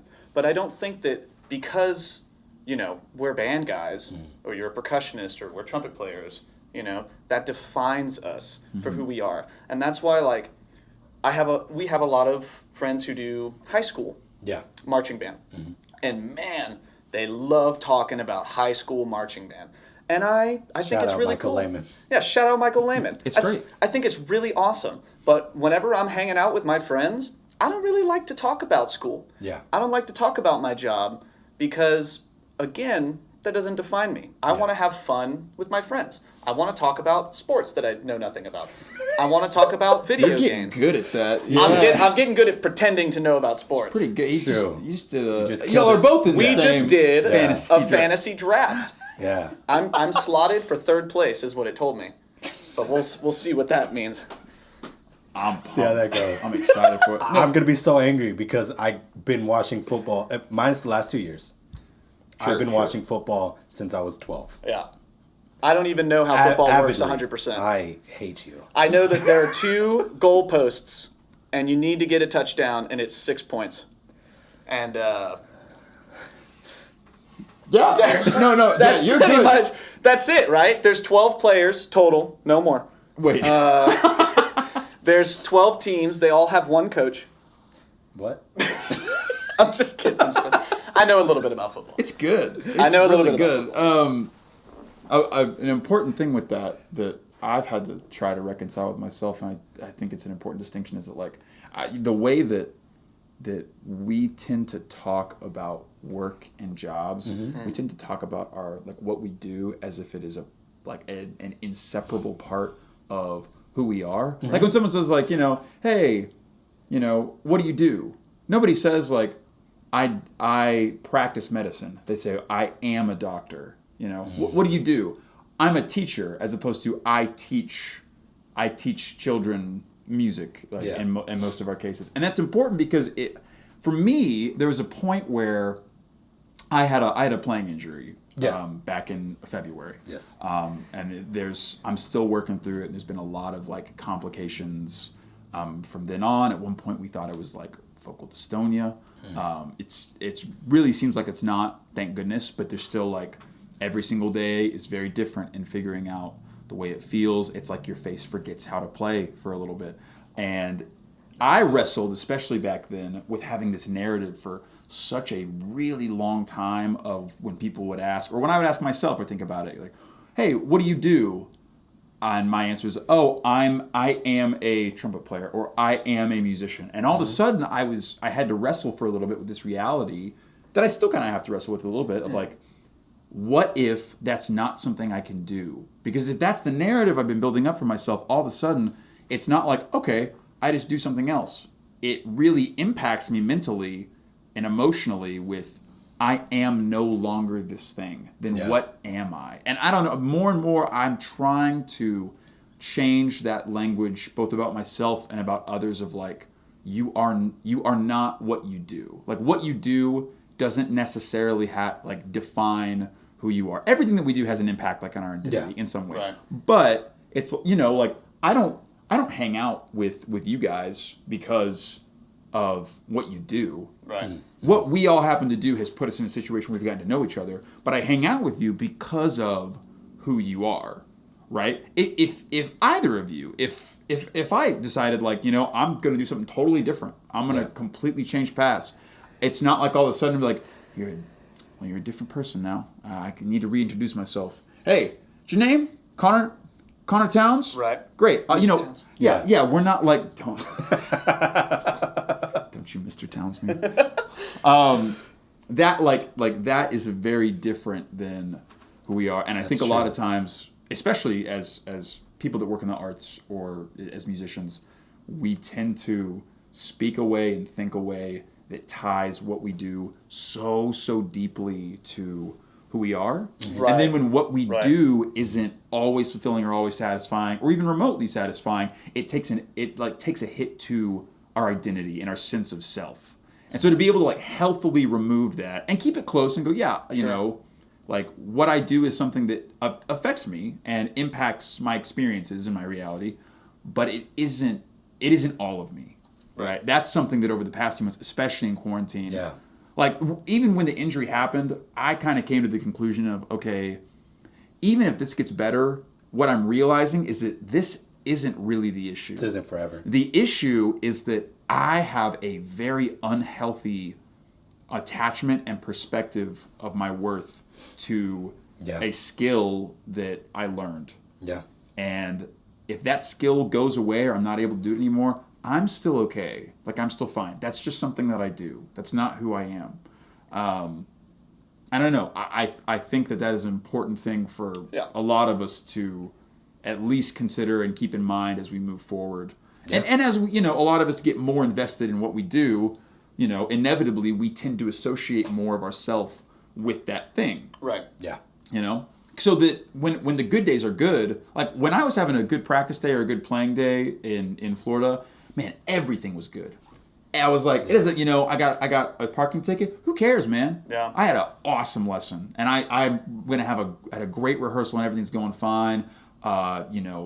Traffic was slow, not a big deal. I'm on, cloud nine. Sure. When I had a really bad day, or things didn't go the way I wanted to in my playing with this thing that I held so closely, everything was bad. It didn't matter, how good of a conversation I had with somebody. It didn't matter, how good things were in my home life. None of it mattered. Everything seemed bad, and that was kind of an indicator to me, looking backwards, to go, okay, I think that I've tangled up more than I wanted to, or more than I've expected to, in this thing, and this thing shouldn't be able to have this much control over my life. Right. And until I fix that, it doesn't matter what happens here. Like, it doesn't matter if I bet it won't get better. But even if it does, it's still going to be a problem moving forward. So we have to fix that to fix this problem. Right. Yeah. For me, honestly, going back to what you were saying before, I just want, when it comes to like identity and who I see as myself, like when I look at myself, who I see is different than what other people see. What I want other people to think about when they hear, oh, Austin Roseman, I want them to go, he is a fun guy who is genuine, and he teaches band, and he loves teaching band, and he's pretty good at it. I could care less about people who are like, well, has he made the honor band? Has he had these successions? Where did he work out before? All I want is for people to go, man, I like that guy. He's a cool guy. And he's pretty good at teaching, And that's it. A hell of a weatherman. And a hell of a weatherman. That's right. Shout out Weatherman Roseman. On the comeback. But when Come back. Look out, everybody. When I'm at school, if something, you were like, if this doesn't go my way, then blah, blah. If it does go my way, blah, blah, blah. How I deal with like that mental struggle about my profession and my identity is when I'm in my school, I am very hyper-focused about what's going on, how I'm doing my job. How are the kids doing? Are they happy? Are they sad? Are they being successful? Are they not? And I think about the mistakes that I make throughout the day and the good things. The mistakes that I make throughout the day, I try to adapt and I try to write them down while I'm on the job site, while I'm at the school. And there are days where I'll stay at the school till 6, 7 o'clock, especially during UIL season. And that's not a long time, like at all. Yeah. But I'll just stay there and I'll just do some work and I'll be like, what went wrong? What went right? I've got to figure this out. But as soon as I open up those back doors and they close, I don't think about that. Yeah. It's not like I have taught myself to not do this. I've trained. It's like my brain literally goes, I'm off work and I'm going to go make some food and I'm going to call my girlfriend and I'm going to see how her day was. I'm going to go to the gym. I'm going to go play some video games. I'm going to go do selfish things to better my mental health, and to just be myself. I'm going to go express myself with what I love. And I love teaching my job. But when those doors close, I'm not at my job anymore. Yeah. I'm going to go be my own person. And I think, I don't know, in my opinion, I think people should have that type of mentality. I think that they should enjoy not working. I think they should enjoy their passions and doing stuff on their own and not letting their job define them. Not like every person does that, But there are some people who are like, if I'm not teaching band all the time, or if I'm not thinking about band or this, and this, then I see them get sad, Yeah. or overworked, overwhelmed. They lose sleep, and it just sucks. And I don't wish that upon people, even though they love their job, and I know they do. I just want them to be happy inside and outside of the band hall. Yeah. Yeah. Does that make sense? That makes No, yeah, makes it a lot of makes sense. total sense, I'm in a similar sense to what you were saying, Connor. I think I very quickly, and this just might be my thoughts of other people's thoughts of me, is I'm just kind of like well known for someone that just hustles, and that's something that I'm like that I am proud of, but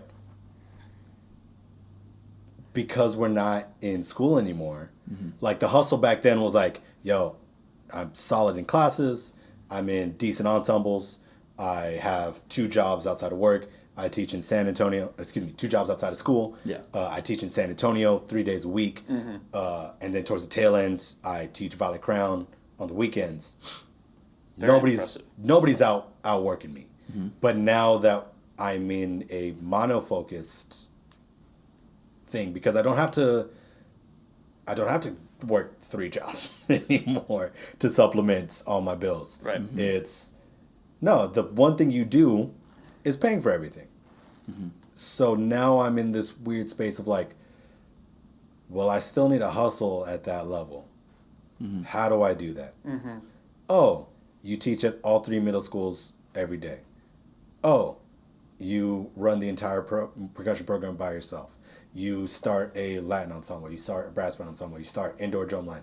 You write the beats for the show. Last year, you write the drill for the entire show. You teach the drill for the entire show.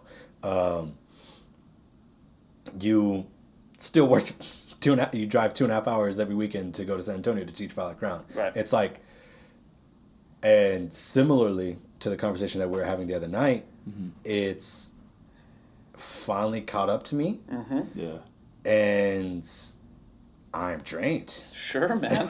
Yeah. I'm drained hearing about it. I'm like, whoa, that's so much. Yeah. But it's not the physical draining.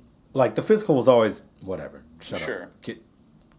Go work out. Yeah. Stop being a weenie. But now it's like I'm acknowledging the emotional drainage of doing that and investing myself into all these things that I'm doing. Like the things I was having fun with was the brass band and the salsa band. Right. Because those are 2 things that they are attached to fun. Sure. In my person. Like you guys went to the nonsense gigs we had at Louis back in the day. It was fun. It was just fun. It was just nobody really knew what was going on. We're making Scott sing way past his range because Jason blew his face off on the last tune. Like those are fun. Salsa nights, probably some of the most fun I ever had at Texas State. Sure. Because it was just like, oh, I get to go play for an hour and watch everybody dance, and then I take an hour break, but I don't take an hour break because I just get to dance for another hour, and I do that for 4 hours back and forth. Hell yeah, son.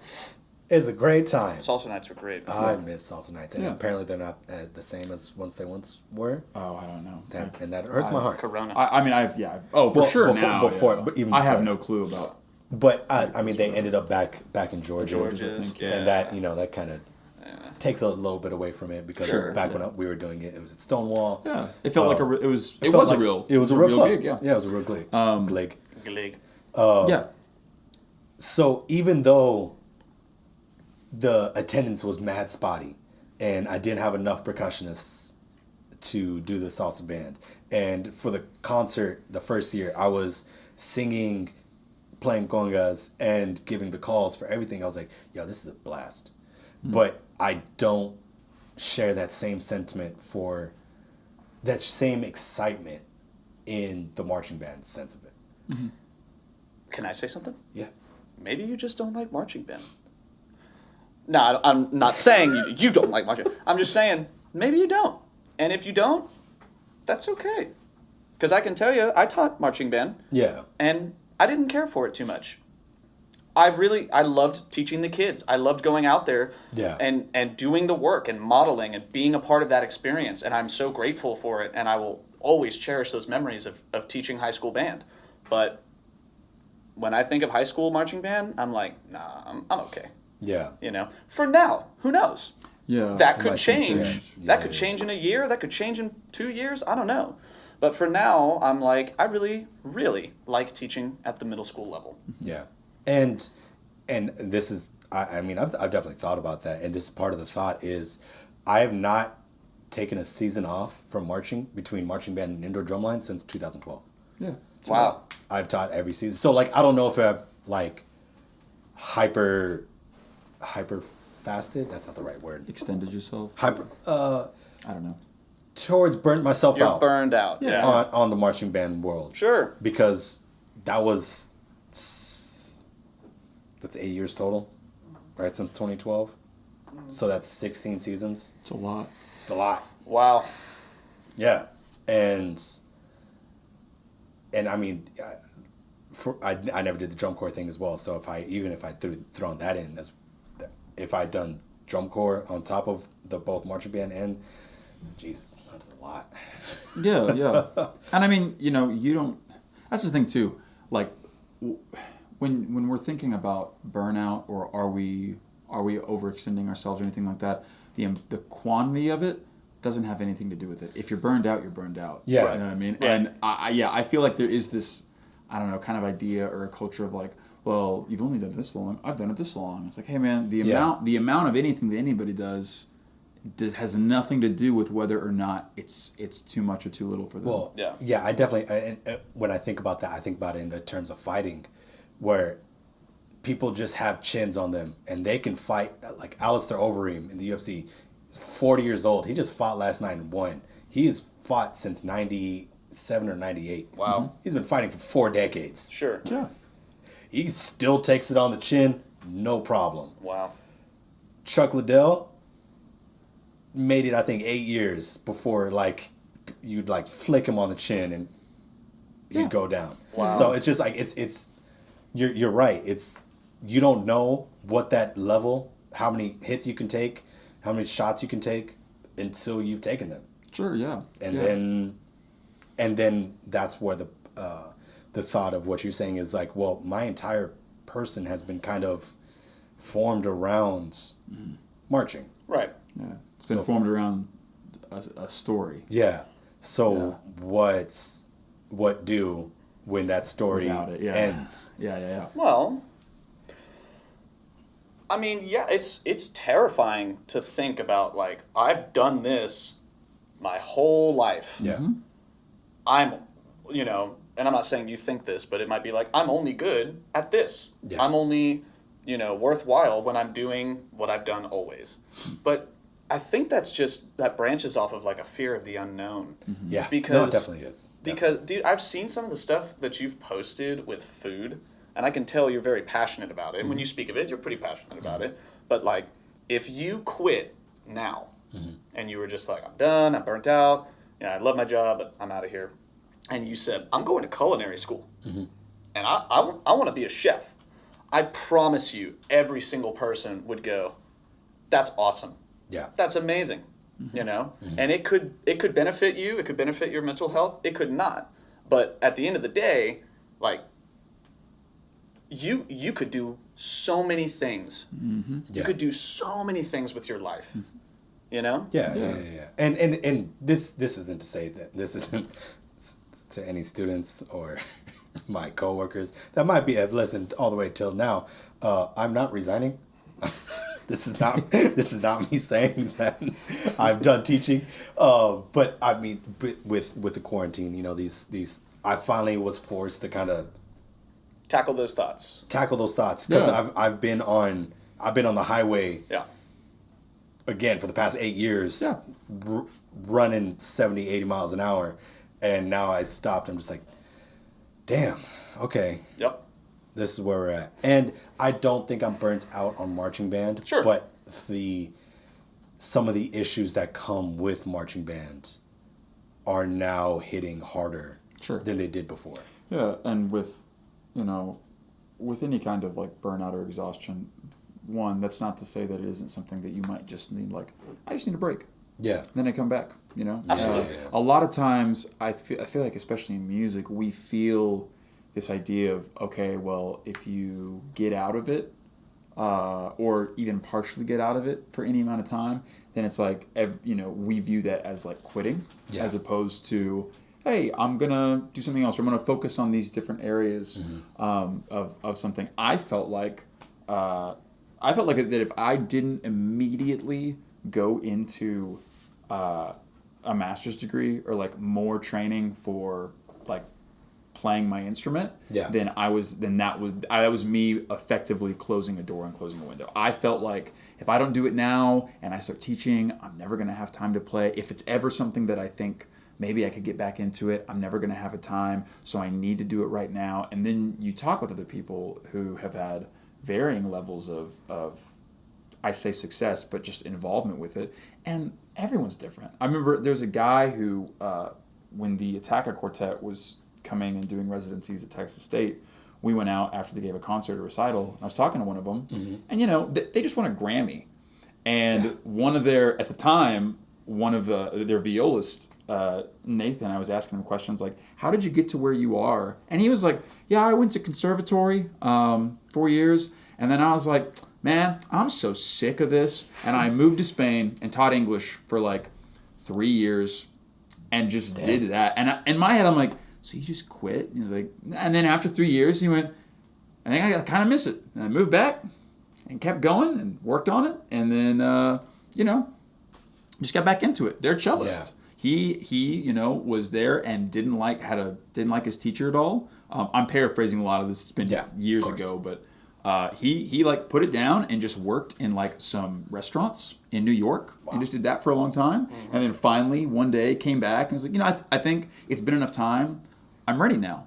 Yeah. And the biggest thing of all this is with any level of break or trying to work through something is that it takes the time it takes.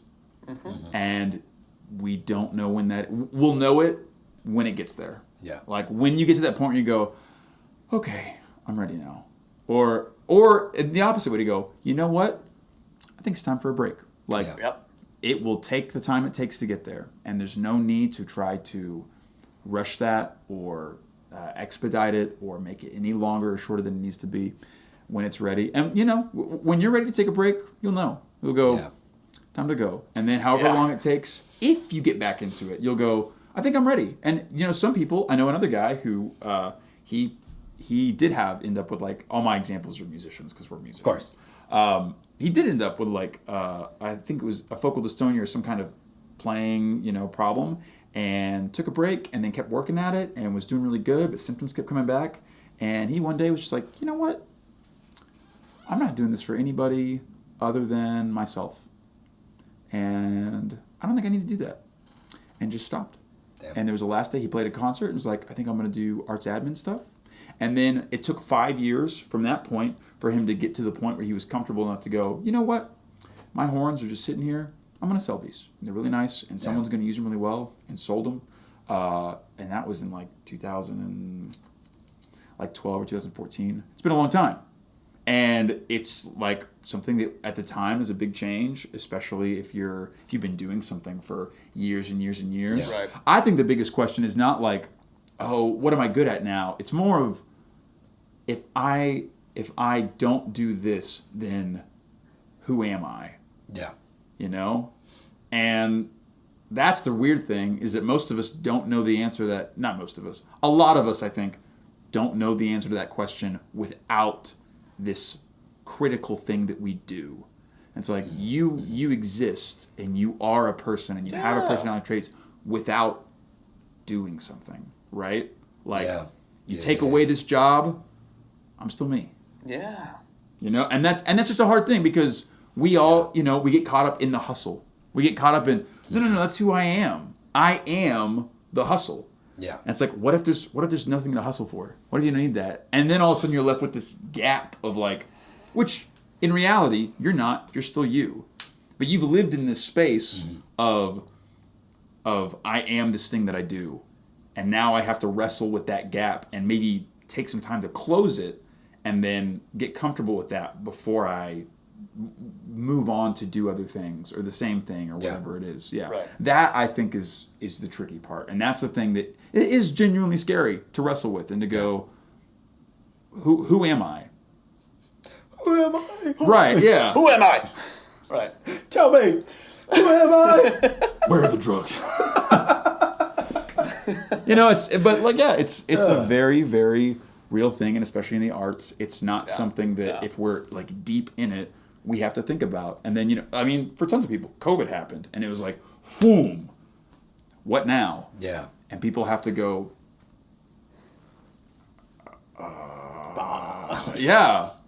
what now? And I mean, that's even what people, tons of teachers across the state, across the whole country, were like, wait, you mean we can't do marching band? There's the gap. Yeah. What do we do now? Yeah. And there is stuff to do, but everyone's faced with this idea, we can't have sports, we can't have football. There's this gap. Yeah. What do we do? And there are other things that we can do. Right. You adapt. Yeah, and it's not the actual thing that we do that is bad.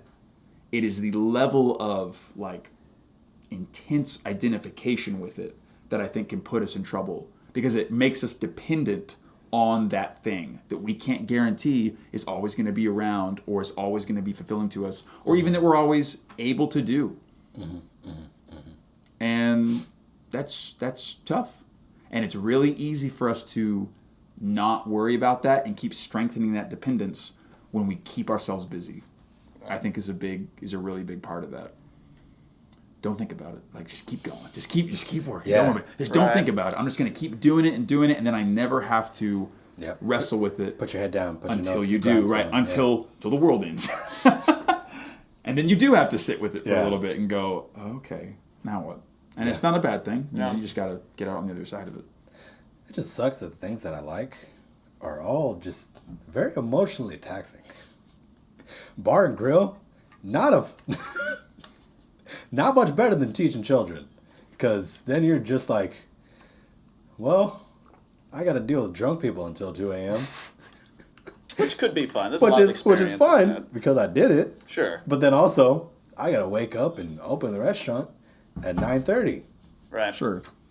Well, Also, too, like, grass is always greener. grass is always exactly. Oh, yeah. Exactly. I remember, I felt so stupid, we'd be playing like an opera, and it's like a Mozart opera, and in my head, I'm getting paid for this thing. I'm like, man, this is so boring. Dude, I'd rather be not doing anything else. I'm not doing anything. It's like, really? You gotta be shoveling dung? Hey, man, that's still a job. Oh, exactly, Yeah. exactly. And that's the thing. It's like, It's a good job. Get paid pretty well. right It's now, hard work. I wouldn't. But I'm sure that I could be in that exact same seat and have one of the exact same two attitudes. I could either go, this is a good job. Mm-hmm. And I'm doing something, and it's not who I am. Yeah. I am not shoveling dung. That is something that I do. I am not, I am not the opera. It's something that I do. And I know that there are He's people... starting to like have an existential crisis. He's like not even looking. He's like, I'm not the opera. I am not Mozart. But we see that all the time. We see people who are like, Seriously, I am this. And it's like, listen, if that's rewarding for you, that's awesome. But you run the risk of, what if you can't have that one day? What if you get in an accident? Yeah. What if something happens and, all the venues are closed? What are you Full now? circle. Doctor Strange. Yeah. Okay, well, it's kind of hard to become a monk. Wait a minute. What? He becomes a monk. I think you're talking about the doctor thing, Yeah. right? Okay. No, but he loses. He doesn't become a doctor anymore because he loses his hands and he's like, I'm gonna train an astral monk-ism. I don't know, and then he can start moving time and stuff. Like that's a once in a lifetime gig. You know what I'm saying? Oh yeah. What if you lose that? I haven't seen the sequel. It's the Spider-Man thing, right? In what is it? The worst one? Is it 3? Where he like starts to lose his? Is it 2 where he starts to lose? 2, his powers? and that's the best one. How dare you? That's the best one. I'm sorry. I keep thinking of like Venom and the dance and him on the street, and like that's the worst one. That was bad. Different one. Okay, That's so like he starts losing his powers, and all of a sudden there's just like, who am I? I'm Peter Parker. Yo, life's pretty cool. Yeah. Just going to school and having a girlfriend and delivering pizza. It's not the suit that defines you; it's the man inside the suit. Right. Something like that. right? Something like that, yeah. Sounds motivational. So listen up, everybody. Yeah. Take off the suit. But that was the whole premise of near the ending of Iron Man. of the Marvel Spider-Man. What was it called? Homecoming? Yeah. Spider-Man Homecoming. Yeah, Tony Stark is like, hey, you messed up and you didn't listen, and I'm taking this suit away. But he still, at his core, was who he was, and he ends up stopping the Vulture just by himself. Yeah. By who he is as a person, and he's without the suit and the superpowers of the suit, and that's the same thing. He didn't have the identity of the suit and Spider-Man, but he was still able to accomplish mountains just by who he was. Yeah. And his character. Yeah. Take off the suit. Take off the suit. Be free, child. Go forth and conquer. By you yourself. But You 3-year-old. Don't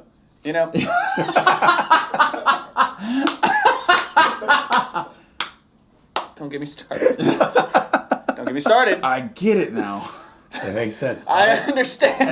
Thank you. Thank you. You're welcome. I understand. It's like I really don't, but it's okay. still don't get it. But well, I think that's a great place to end on. Man. Yeah, I think for sure. Good. I think that That's is good.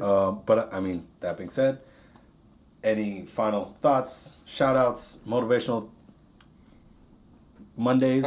Shout out to my grandma Ginger. I hope you enjoy the podcast.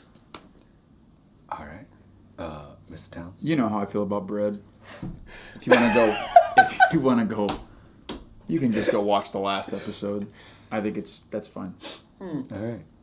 Eat it. I don't want to. No. I didn't see her last episode. That's okay. And now I'm really not going to watch it. I'll say it again. We can play the outro music. Listen, We can start that at any moment. the calories, the dieting, forget it. Life's too short. Take off the suit. Eat the bread. How much do you weigh? It doesn't matter. How dare you? You're gonna ask me my weight on this podcast? Yeah. Do I look like I have a problem with bread? Play the outro music, please. Play the music. This has been good. Get us out of here. As always, I appreciate y'all coming out and being on the show. Heck yeah, it means man. a lot. Thanks again. Thank you, Mr. Simmons, for coming through. I know that you're not in the best health, but you're still out here. We're still making moves. And everybody that's been watching us all the way until the end, I hope you had a great time. Thank you for sticking with us. Y'all be easy. Peace.